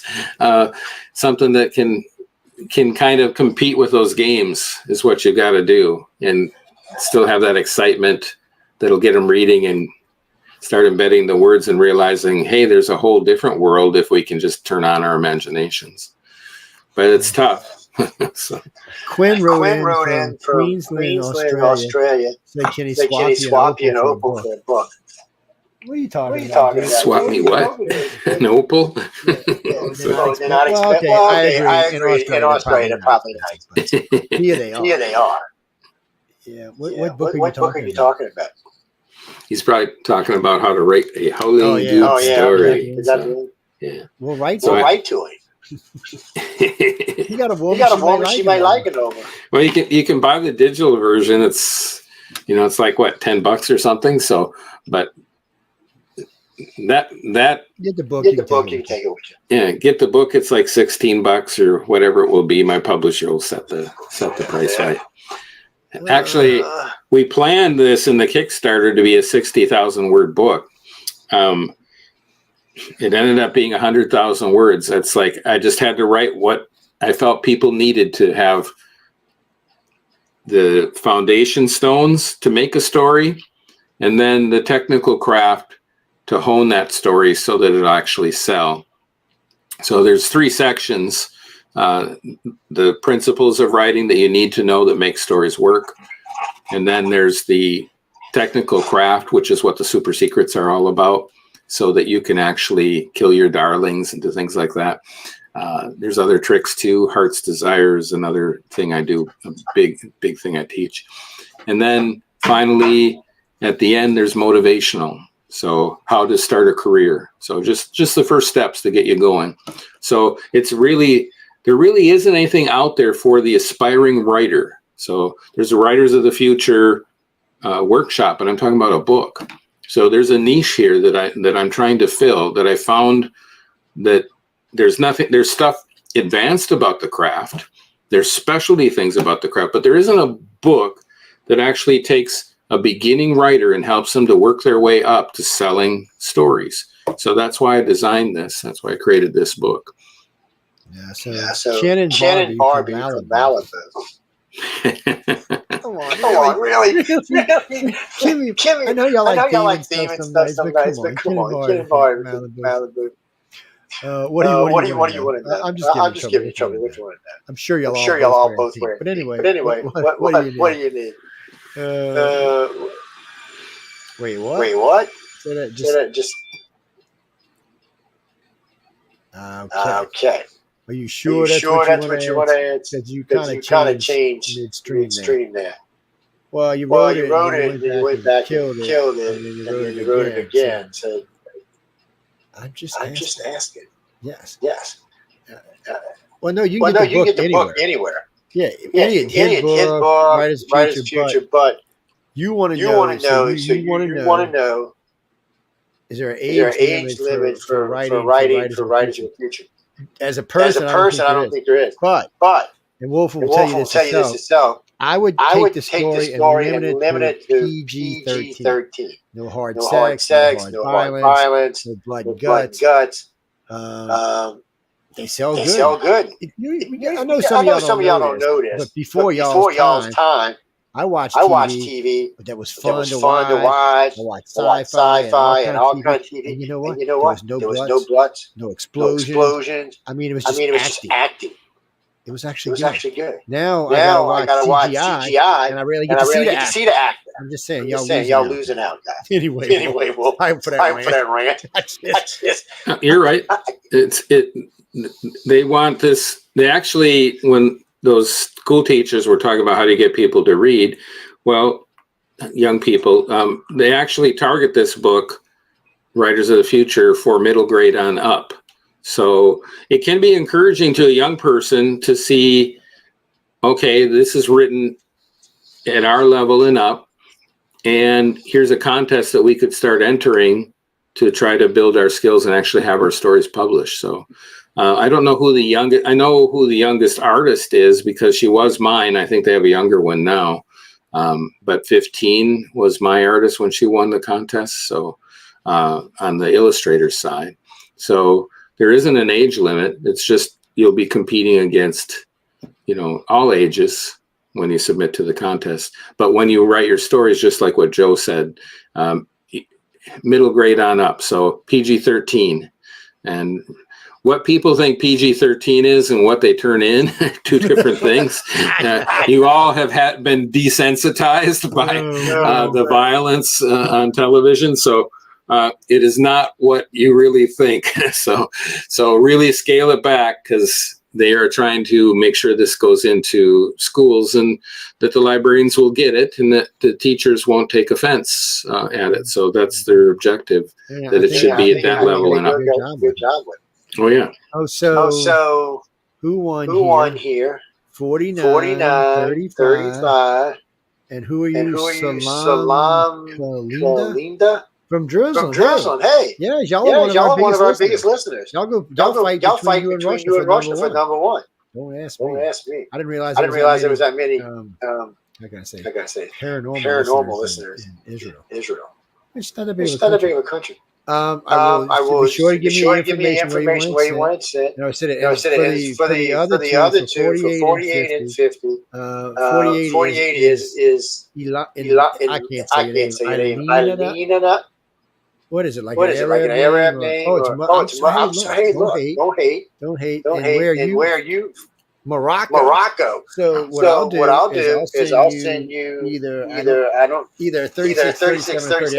I don't have any 39s right now. But I'll send you either 36, 37, or 38. And that goes for 48 with his Jessica Brown from Cleveland. Oh, like the Cleveland Browns. Yeah, all right. Your football team sucks, right?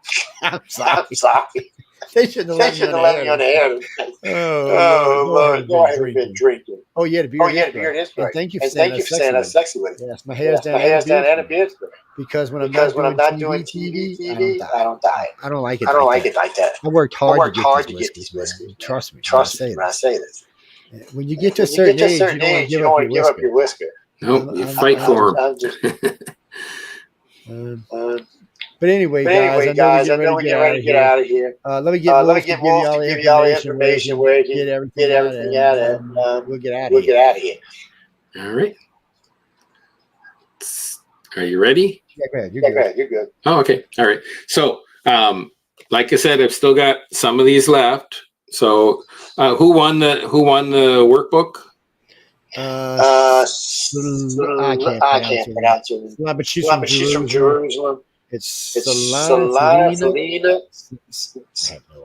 All right. Well, awesome. All right, good. Well, congratulations. That's nice.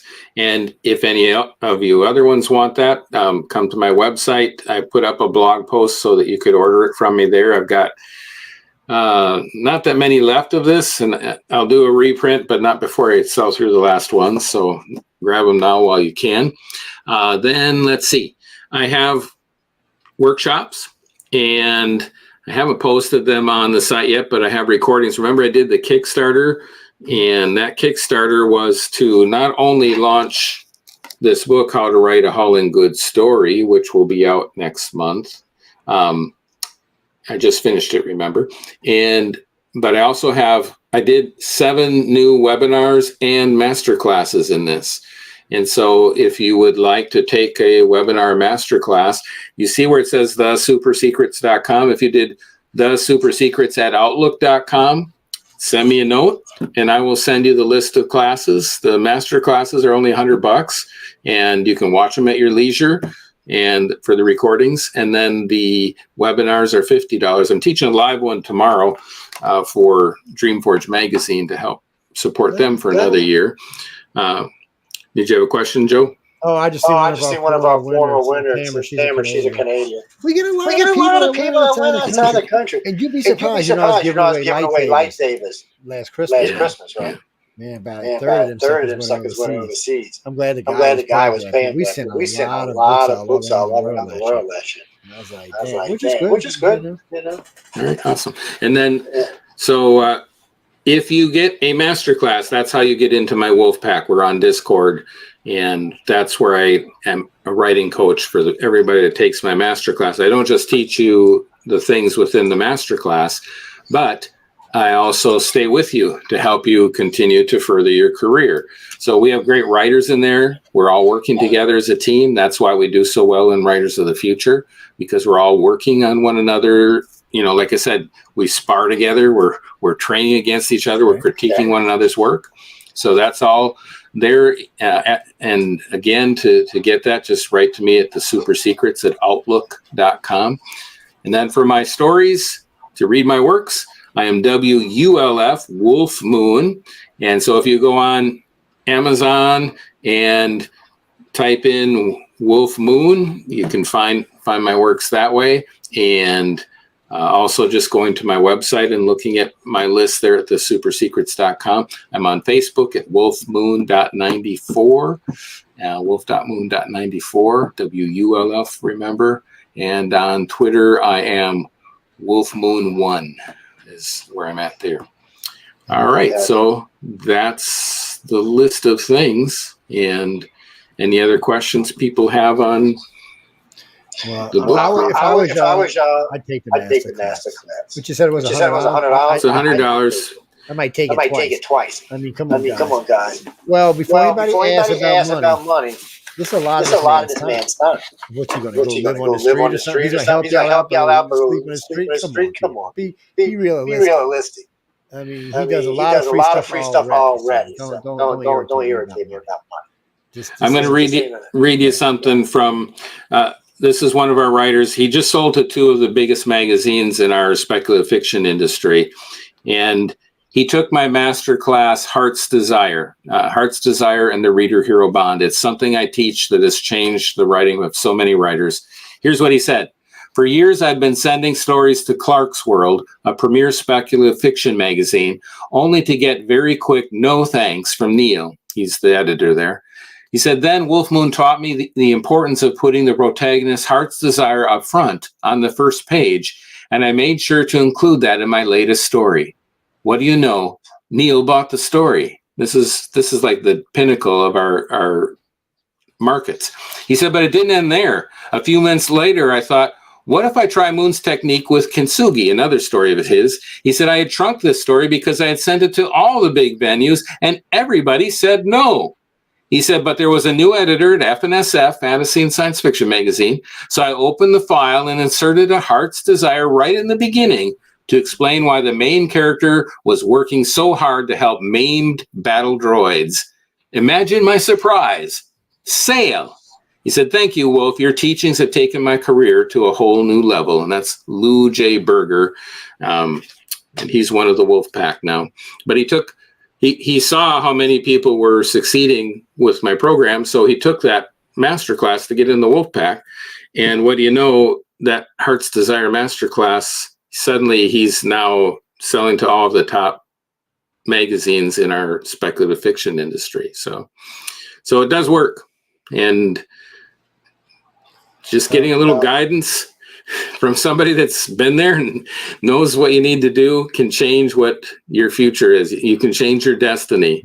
It's the way knowledge has always been transferred. A master teaches an apprentice. And when you have a master teaching an apprentice, they already know the way there because they did it. Who else would you want to teach you? Somebody that did it. That's true. That's what you want. So that's what I'm doing. You don't want to teaching him. Come on. Well, and that's the thing. You might get lucky every once in a while. Yeah, exactly. So that's why people are succeeding with my group. So, and my job was to make it easier on everybody. So y'all know this. I know a few people in Wolf's group. And they don't say nothing but good stuff about it. Matter of fact, it makes me ill sometimes. I say, come on, guys. He can't be that good. Man, y'all fully, They know. They're like, no, Joey. I personally know Wolf, so I was giving them a hard time. Yeah, them, not him. But it was funny. It's a great thing to. I truly want to help people because I know what it's like. I know the battle. I know the struggle. I had a very violent father, and he'd always put my writing down. I'd come home with award after award, and he'd say, "Well, you're never going to make a living at this." And it really ate at me. It really just broke me for a while. I ended up getting involved in drugs, ended up in a hospital, and I finally said, I don't want my story to be an obituary that this guy died of drugs. And so I changed my life. And I had to fight my way back to writing again because if my dad caught me reading a book, I got beat in the face with it. So I was always supposed to be working on the farm, doing work while he was out selling real estate. And so it was brutal. And I finally had to run away from home and get into a foster home. But I finished high school. I won those contests. I won a bunch of contests. And that's where I got my worth from because I couldn't get it. My mom had left us to go live with a boyfriend in Germany and left us with our dad. And my dad, sadly did not appreciate that I was an academic. Most parents would love that. Yeah, I know. You would think you'd be proud of your son that's bringing home all these awards in forensics debate and writing and all he would say was, well, you're never going to make a living at that. Yeah, my name would carry in town. You should be a realtor. And it's like, yeah, that's all I want to do in life. It's like, this is who I was. And unfortunately I had to fight my way to that. And now that I have, and I always saw if I could win Writers of the Future, that would be my way. Cause I knew people that had won it, that had built their careers. I had friends that had. And so I finally did. And as soon as I won it, instead of going, all right, now I'm going to go make my big career, I turned around and said, all right, let me help these other people who need help. And I did this for several years for free. Okay. And my wife finally said, it's going to do you no good if you're helping everyone else make their careers and you aren't making your career. She said, you have a responsibility to provide for me. And I said, okay, you're right. So I did have to start charging, but I didn't. I truly did all of this to help writers not go through the pain I went through to become a professional writer. So I want to make it easier for you guys. That's my objective. And people that know me know this. So that's why they could tell Joe those things. I've been through hell. Yes. I don't want you guys to go through that kind of hell. I want to make it easier for you. So. And he can help you legitimately. He really can. Well, if y'all heard double audio, if I go through the audio and it sounds bad, I'll invite Wolf back. Because I don't want to have it messed up. It was just a really good conversation tonight. Carol, Jason, I do know you. I apologize. Yes, I forgot. Yes, Miss. I've won many awards and sold many books. Snotty little thing that you are. What kind of advice you want to give? Oh, never stop trying. Well, that's a given. She's been a regular of ours for years. Yeah, she's a professional, right? She makes a living. She writes 9 to 5 days a week. Matter of fact, a friend of ours, what's his name? Nick Redfern. He does the same thing. He writes 9 to 5 days a week. How do y'all do that? I can't do it. I gotta feel it.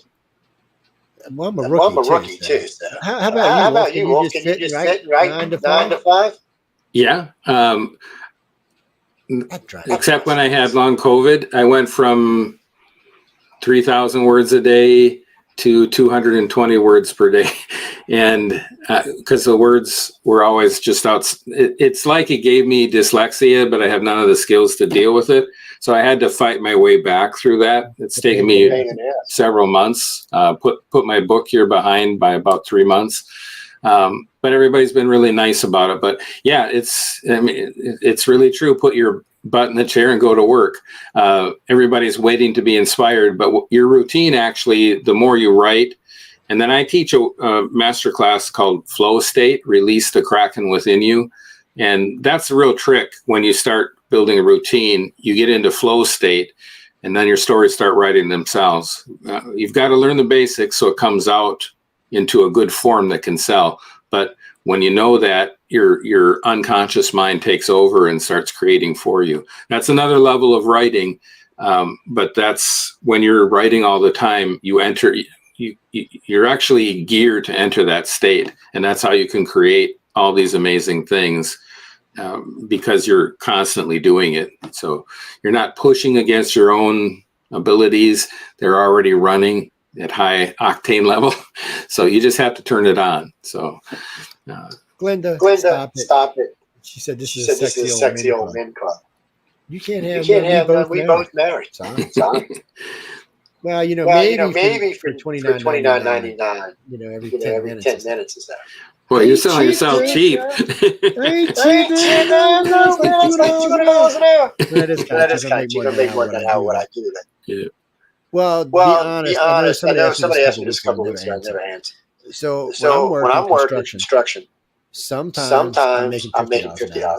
Sometimes I'm making $500 an hour. I've actually made more than that sometimes. It just really depends on what we're doing. How long it's going to stretch out, how long it takes, how complicated it is. Yes. The radio business pays for itself. It was making me money before COVID. Matter of fact, it's a true story. I was getting ready to retire from the construction company. I was going to give it to my kids. And COVID hit. Station numbers were going through stealing. I spent $240,000 out of my freaking savings account.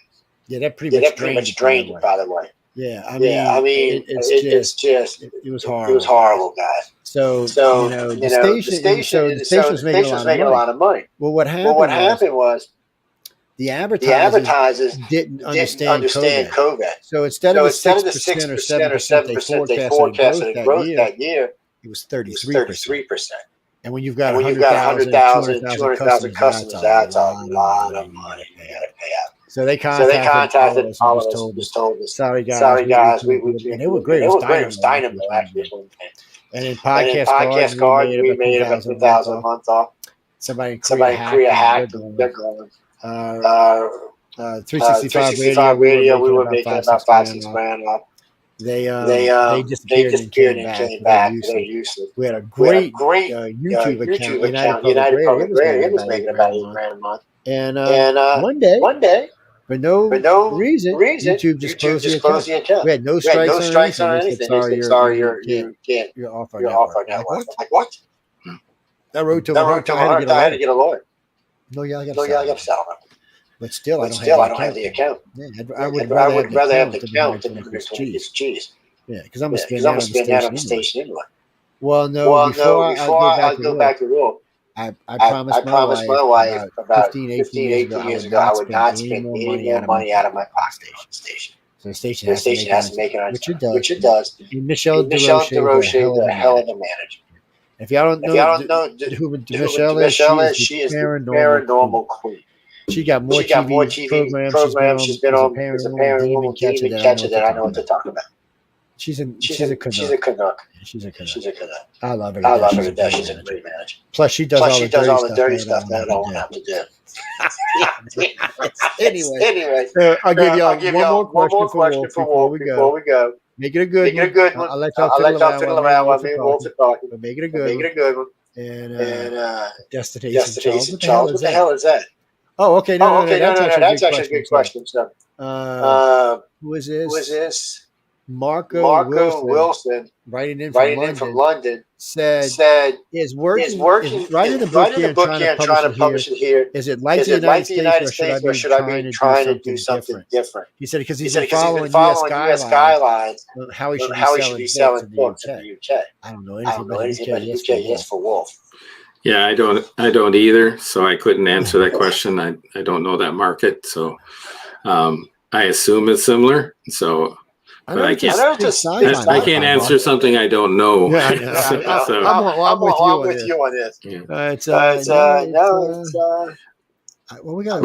I do know, like, a lot of those writers want to sell to this market because there's, like, you think of the Harry Potter books when they hit this market. And Scholastic took them on. Holy smokes! suddenly have $1 billion career. So there's good networks here in traditional, if that's what you're looking for. Yeah. I'm gonna tell you, like Dean Wesley told me one night I was bitching about this book. He said, "Shut up, just write the book." Yes.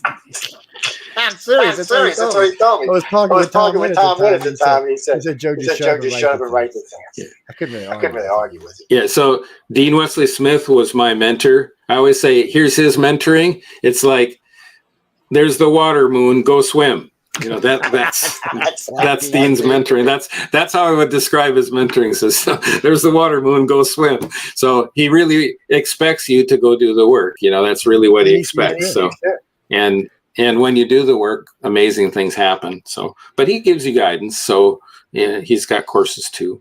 One thing I wanted to remind people, if you go to my website, thesupersecrets.com, like you see it spelled there, thesupersecrets.com, a pop-up will appear in about 30 seconds. Sign up for my Wolfpack newsletter, my club letter, and you'll get notices from me when new things are happening, but you'll also get a prize. So you'll get automatically a free direction to my super secrets that are online, the free ones. But then when I do a Wolfpack Club letter, I do a giveaway in each one. So there's really cool prizes that I give away. And sometimes you'll win a workshop. Others have won editing from my editing business. So sign up for that and, you know, become a part of my Wolfpack Club, and good things can start happening for you. That question to me, Jocko. It's a tough one. In media today, you can expect on a decent size show, you can expect 1 to 3% of people to visit. Now, I don't make the rules. You know, it cracks me up. If you don't believe me, go over to YouTube, find a big huge star. Somebody's got 3 billion plays, and then look over how many likes they got. It's usually like 1.5 million. Figure it out. Unfortunately, people like to listen to stuff. But people have gotten lazy now. It's I don't know what it is. You know, we never see the amount of like clicks that we should. It just burns my you know what. I don't know. I talked to George Doing about this on Coast to Coast one night. I was like, what? Because I asked him. I said, what do you expect? He said the same thing, 1 to 3%. I was like, I was thinking like 30 or 60%. Yeah, I was not even close. Yeah, I was young. I was ignorant. You know, part of everything else you learn as you go. We get a lot of overseas people. Yeah, we get a lot of overseas people. We do target. These days we break up our office. Archives. And our listeners to U.S. and overseas. So this show tonight can probably do between 900,000 and 1.6. Probably out of that, 100 to 300,000 will be U.S. The rest will be overseas. And as you can see, as callers will come in later in the night or early in their time. We were seeing people from Jerusalem, from Morocco, from Germany, from England. Isle of Skye, which I want to go. I'm jealous because Wulf got to go. My wife would be Wulf. Man, I've always wanted to go for some reason, and I've been invited to conferences, but I just never lets me want to do. There's always something else that. Isle of Skye and then Isla, both of those islands, they're both big whiskey islands. So all the bootleggers went off to beat the excise men. They went off to those islands to make their whiskey so they wouldn't have to pay tax on it. And so they make some of the best single malt whiskey there is. So. And I like a good whiskey. I don't get to drink. When I was young, as I got older, then I had a kid. He's gonna get all my liquor. Toys, man. I've had some good stuff. I had some Rip Van Winkle. It was like 16. That was outrageous. Bourbon. I said I didn't want to open. It's a big issue. Put it on a counter. And we get but Jameson wasn't bad. With Jack, I can't drink. It's not that. When I was young, I can Coke or shot it back inside. But Jack makes me. Oh no! What it is? Can't drink it. I love it personally. I love the flavor. Like cigarette, maybe cigar. No. You can do like this. That's the best. And when I got it in Navy, so you didn't want it. It's what it was. I wish I could drink cheap bourbon. I could drink cheap whiskey, cheap bourbon. I just couldn't drink Jack. Me and Uncle Jack. I couldn't tell you why. What do you mean was that alcohol? After my dad, I would say I was a lot of alcohol. 20. Yeah, I ain't gonna lie. And I drink sometimes, but now usually when I drink, I'm out. Well, I still got it. Yeah. There's a bottle of Crown right there. From the first time I ever went to me and Tom Wood, DeSantis, Echo Chernick, and I forgot who else was Tom Wood. It's good. Bar is great. Well, you see, I'll never tell you what hotel. No, I ain't telling you. Last year, trying to pay me to show up because they know we all get in the mob. Said no. Not telling you where we at. I said, y'all just have to wait till things go, and I'll tell you. Yeah. It's great. So let me ask you one more question because I know you've been to Roosevelt and the Lowe's. And you got a personal favorite? I'm just asking because I heard a lot of things. Oh, I like the Roosevelt just because it's true Hollywood. You really feel. And it was where the first Oscars were held. So for me, it's got a special feel to it. Where Lowe's is, it's next to the Dolby Center. It's very cosmopolitan feeling. So there's the old world in Hollywood, and that's what I like, that feel of the old world. So that's my favorite. What's that? Just don't stand in front of it. I watched some judges. They weren't doing it themselves. There was three guys on the side of smoking it up. I said, I got to go inside. They're like, why? Because I'm getting By the way, just in case y'all noticed, unfortunately, Hollywood Boulevard and a couple of side streets, they smoke a lot of weed. I was really from New Orleans for the chip TV stuff. I was kind of disconcerted. In the daytime, there have to be a lot of kids around. They're just smoking it up. And matter of fact, who we were walking with, we were going over to office services, and there's a couple of us. Larry Elmo. By the time we got past the first corner, got to the second, it was sad. There was contact bus kids. Oh my Lord, y'all just being rude. Any other words to get out of here? You got a couple minutes to go out. Parting words for me? Yeah, for me. We don't want to hear from the wrestling.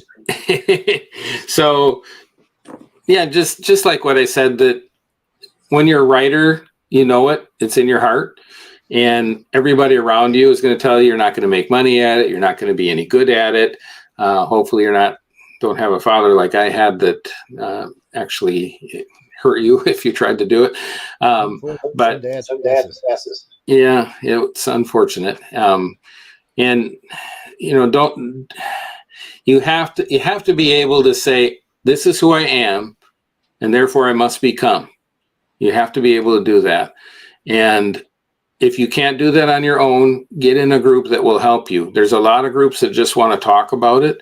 Get in a group where they're actually writing and training one another to excel. Because you need to really be a good writer to sell to the big markets. And so you have to work your way up to that. And you won't sell there right away. So you're going to get lots of rejection in the beginning because that's your apprentice work. When you first turn out work in any trade, it's not as good in the beginning, and then it gets better as you get skilled. So that apprenticing can be hard. It can take years.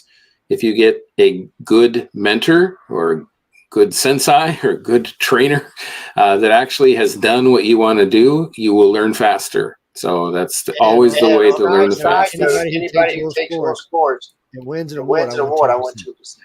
I'm brought to you. Well, that would be cool. Yeah, do let us know that. So, and Joe and I will be there. So we would love to celebrate that. So I always celebrate when people in the Wolfpack win. Anything. It's always as long as it's what I call respectable sales. These are sales that can get you awards. They're sales that get you recognition. I don't want writers to give away their work unless it's for special things, because writers should be paid for their work, and that's why there's a big strike right now going on in Hollywood. I know. So, Lisa? No, you can donate some stuff. I mean, look, I learned this the hard way. I'm sure Wulf learned this the hard way too. So I used to give away a lot of stuff free. All that did is consume an enormous amount of money. Pissed my wife off for taking time away from her. And she just didn't like me giving away their conversation for free. So for some of the stuff you teach, you would really pay big money for that. So nowadays I don't do that. I do special requests for people, and it ain't cheap anymore because it takes up so much time. And I do make good money, so I expect my time to be compensated. Sorry guys, it's a real way. No, we do teach podcasts. We do a lot of things. We teach how to do proper backgrounds, making yourself beautiful. I'm always beautiful. I don't know what the hell you're talking about. I'm always beautiful. You just get off that. I will kick you out of the chat. No. Oh, okay. I'll ask you. Well, he's just going to tell you book 35. They were asking, which is your favorite? Right as a future. I already know it's 35. Yeah, well, you're always fond of the one that you broke out in, so that's true. Writer's Future, Volume 35. But the year just before, trying to think of the name of the story, Volume 34, the grand prize winner, really was an excellent story, and surprisingly was at the 17,000 word level. And I'm trying to think I can't think of the name. Like I said, COVID did a number on my memory. But Darcy Stone is the writer of that one. And it was about a pandemic before the pandemic really took off. So that was good. Had she written that during the pandemic, it probably wouldn't have done so well. But Darcy Stone wrote a 17,000 word story. One thing that helped her, Eric James Stone is her husband.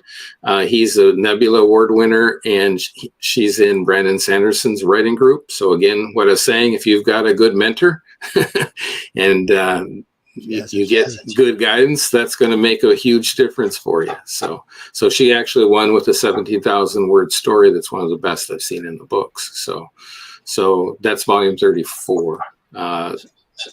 It's on the tip of my tongue, but I can't think of the title. But Darcy Stone wrote that one. So Joe just asked that last question. I will have. I think I've already got it. But if I don't, I'm gonna have it mail over whatever relevant websites there are. And on the front page, probably underneath all the writing on the left, it'll probably be there. We're getting ready to put a special thing down there for guest links. So that way we could put a little cute picture of the guest and their website and stuff like that. But if you want free, good writing advice that's guided a lot of people. In fact, I know people that read the super secrets. They hadn't written since high school. They hunted on the internet to find writing advice, found the super secrets. They had sent a story in before they found them, and it didn't even rank. And then she read the super secrets backwards and forwards and sent in her story, and she won Writers of Future second try. That was Leah Ning. So you can sign up for go to thesupersecrets.com and join my Wolfpack Club. I will give you the super secrets free.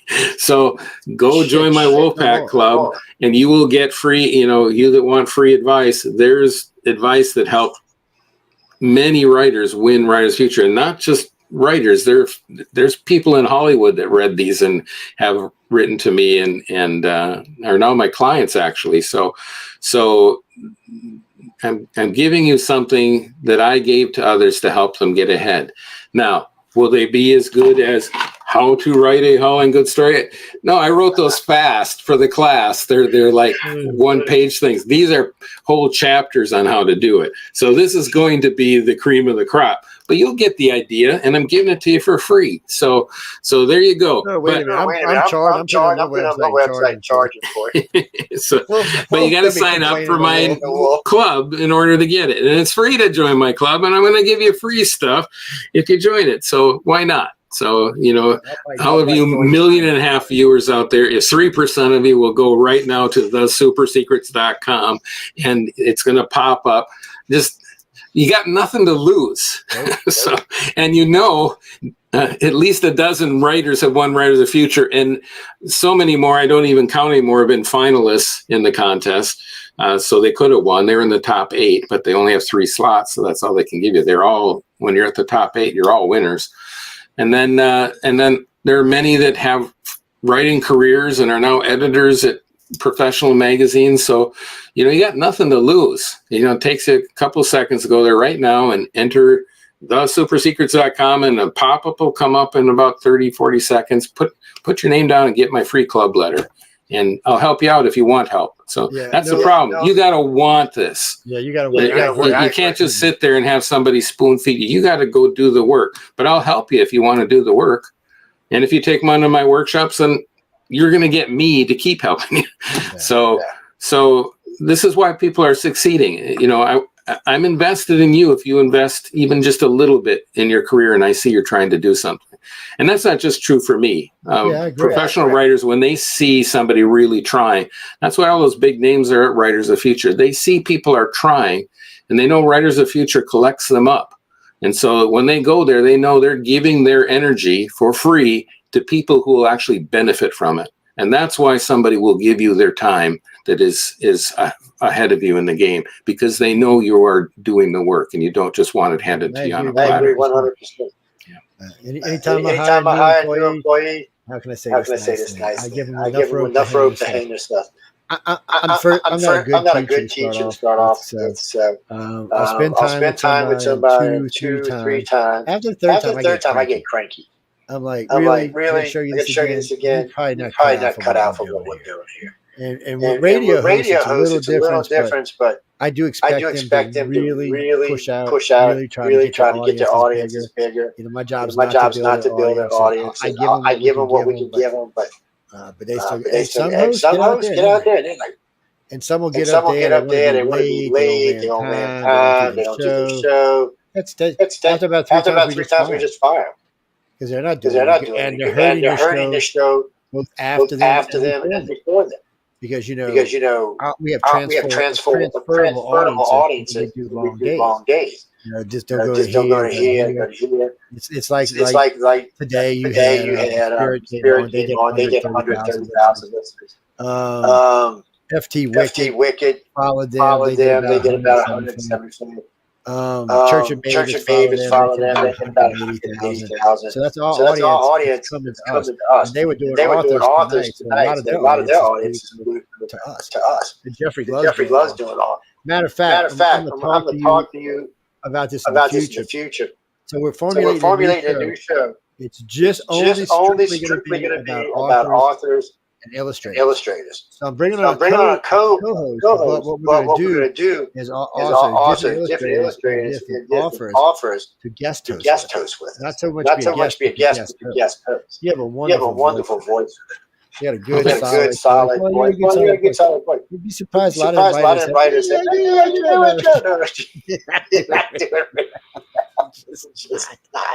well, that's why I've done podcasts too. And I mean, voiceover work for magazines. So it's a good thing to have. Yeah, it's helpful. It'll help me when I start doing, so like the Howling storybook, I'll do that in an audio book and I'll be the narrator for it. So that'll be nice. So we have a good voice. Especially when we have Microsoft's pen. Exactly. One thing I thought of too for those school teachers before I forget, a lot, if they're still on, or hopefully they'll check back in.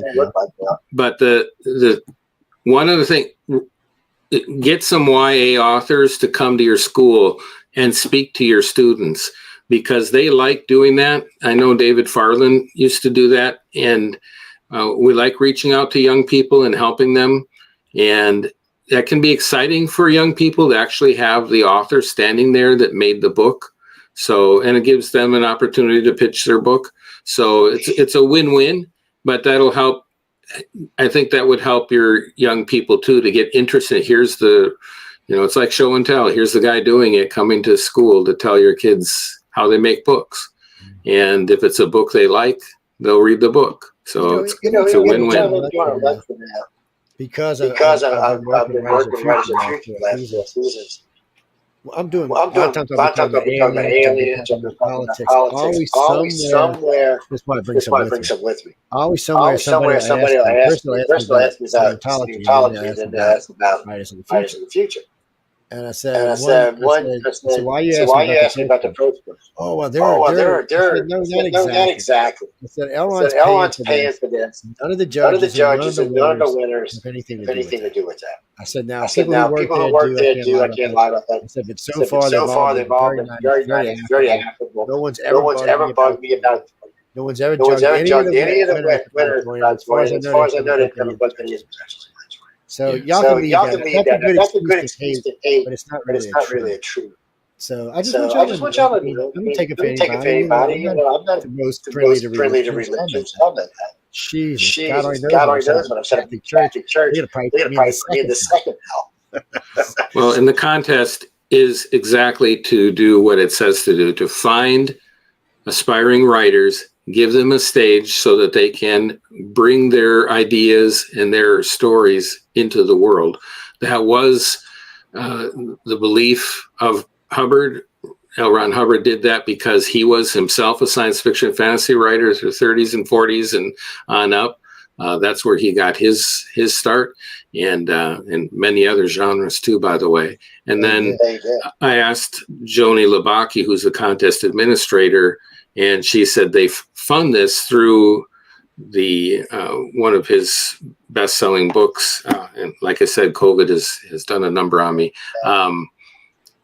Battlefield Earth, thank you, and which has been a #1 bestseller many, many times. So it's made a lot of money, and that's been used to fund this contest. So when you go there, it's going to only be about writing and about how you can improve, and you will meet some of the best writers in the industry, and they would never associate themselves with the contest if it wasn't doing exactly what it's supposed to be doing. Nor would it survive. This is the 40th year coming up now.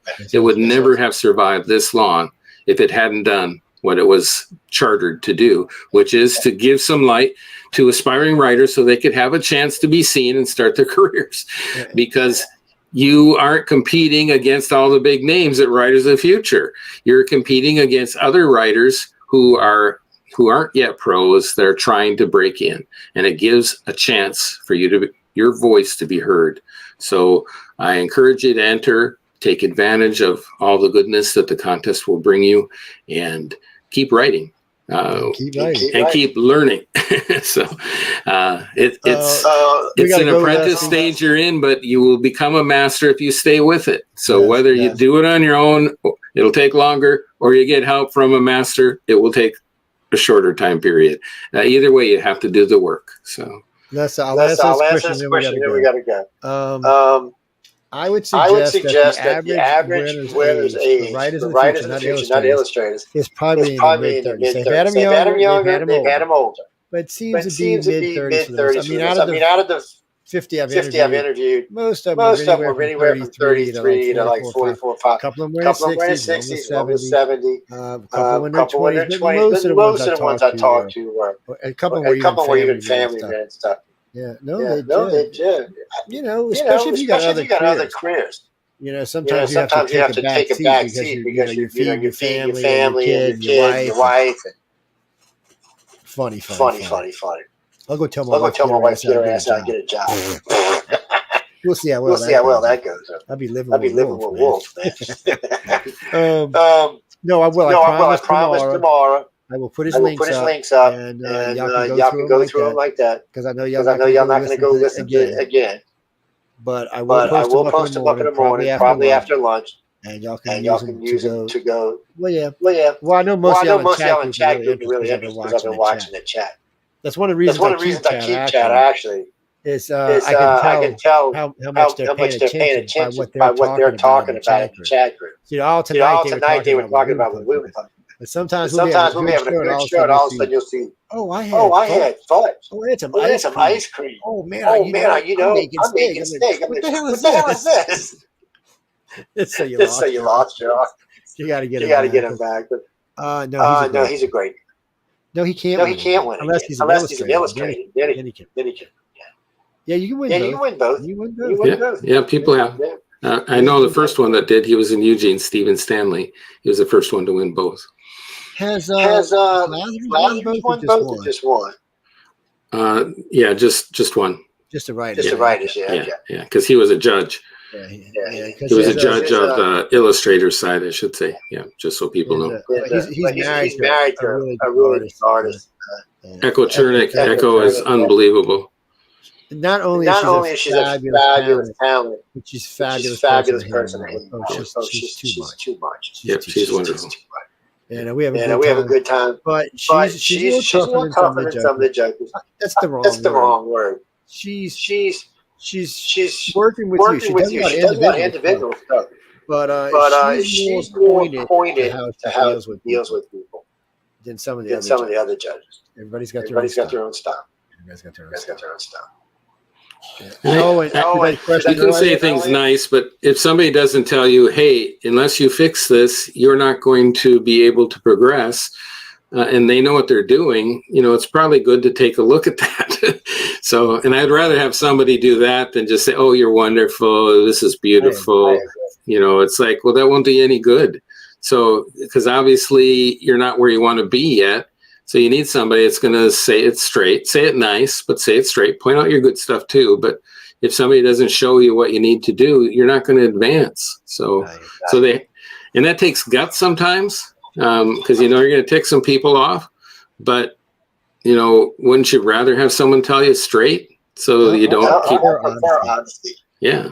So I've always liked level shooters, people that say it like it is. Those are always the people I know aren't fake. So I like being around them. So it's we gotta go, guys. Don't stop with the crazy questions. I just told you both y'all were married. Yes. Wait, how much? How much an hour? 500. Come on. My wife would just laugh. She'd be buying you jewelry. Just retards. But tomorrow the site address will all be up. Come by and click them and go. No, they'll be up there for quite some time. So the way the new sites work, they'll go up, and then as we add another, the rules will be at the top. Yeah, so just go over there and click. Yeah, it'll be right there. It'll have his name up there. It has cute face, stuff like that. And I forgot to tell you about this. Game On. So this just came out, and you can get this on Amazon right now or at your favorite retailers, but it's edited by Stephen Kotowich, who was a grand prize winner in Writers of the Future, and Tony Pye, who was another winner in Writers of the Future. And I have a story in here about a sea nymph that's trapped on a beach by a goblin chief. and she has to play a deadly game of chance to free herself. So this isn't Game On, and I hope you'll get this. And this is from the company Zombies Needs Brains. Zombies Need Brains. What a name for a company. I mean, almost the name of the company almost always steals the show. So, but Zombie Needs Brains, and you can go catch this, like I said, on your favorite retailer. And I have a story in here that I think it's a dark fantasy I think you'll love. So, and also one of the Wolfpack are in there. David Hankins has a story in there too. So, check them out, guys. No, we gotta go, people. No, we can keep all night. But we got a life. I got to teach him another class tomorrow, webinar. There's one spot left. It's in Dreamforge magazine. If you go there, if you want to learn how to write titles, title is your first hook. That's what I'm teaching tomorrow. There you go. All right. I'll ask him this before we go. So the gentleman wrote in from New York.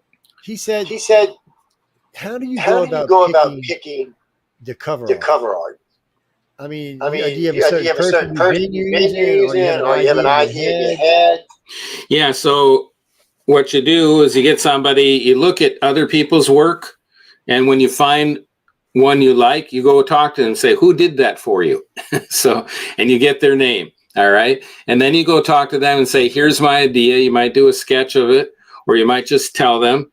So, like, for mine here, How to Write a Howling Good Story, she's actually a member of my Wolf Pack, and she had done a cover for Murder Birds, which is what a lot of our actually half the people that submitted to that are from my Wolf Pack, or the super secrets that got in. But she had done a beautiful cover for them, and so I talked to her, and she was in the Wolf Pack, so it was real easy. Ruth Nickel is her name. And I said, can you do a cover for me? I want some wolves on it. And, background. And we worked on the color. Actually, I got some advice from Dave Chesson on how to make that really pop in the coloring. So that was really nice, the Kindlepreneur. And that's how we came up with that. So she did the whole works for me on that. She also did my logo of Wolfpack Writers. So I sent you that logo. It's in that little set.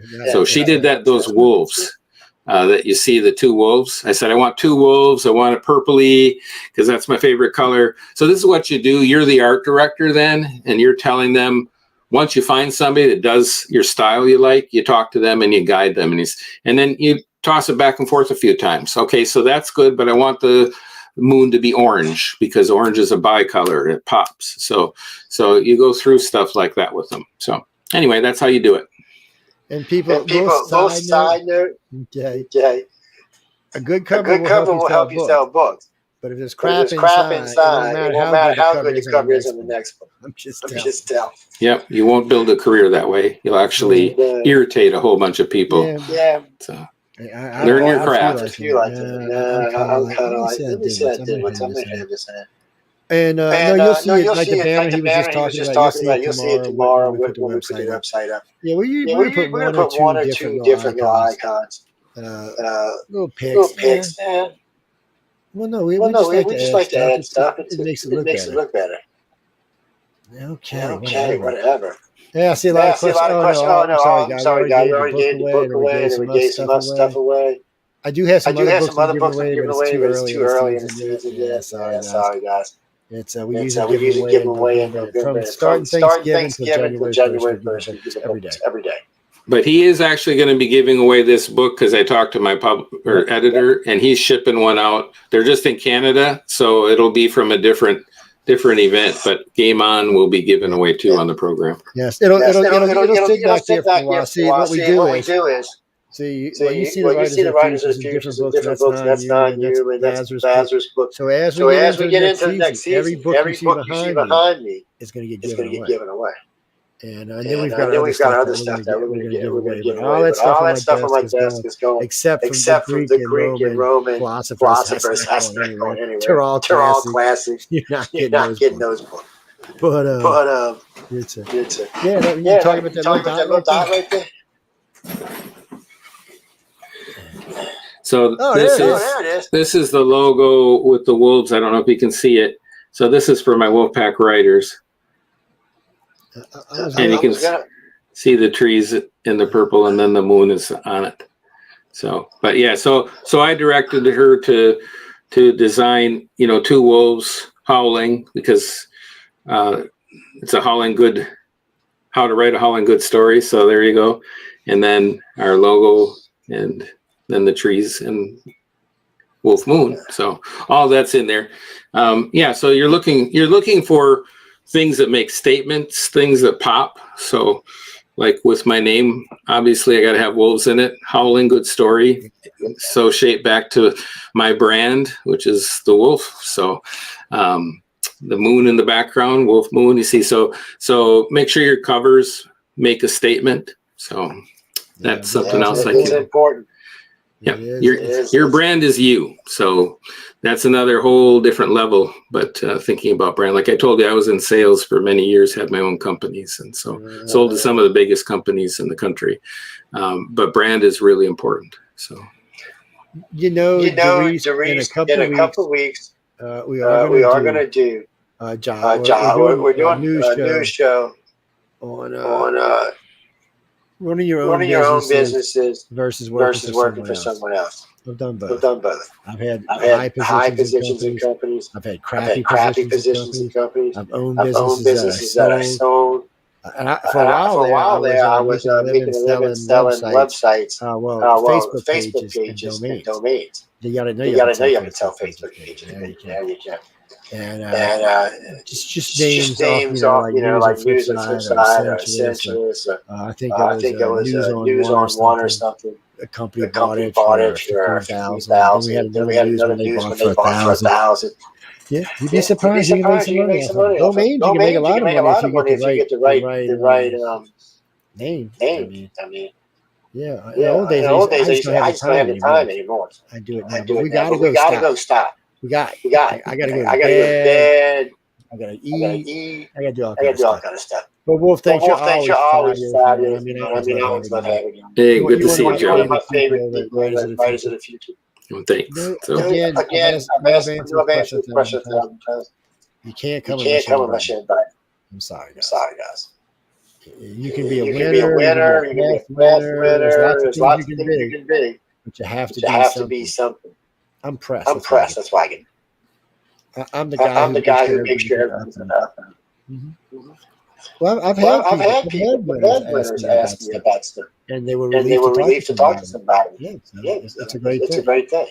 And I run a little intermediate. So sometimes when the newbies are there, I'll go between them and the judges. They'll be standing like in a corner above them, looking at somebody. Come here, I'll grab my hand, walk with me. Give me, and I'll sit them down next to him, just staring at. I'm sure the judges like that. But it does. And they do talk. That's what they're there for.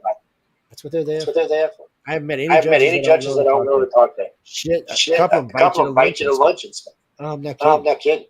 Yeah, come late. We go ahead. Come have lunch. We'll talk at lunch. Yeah. So Kevin Anderson had a birthday this year.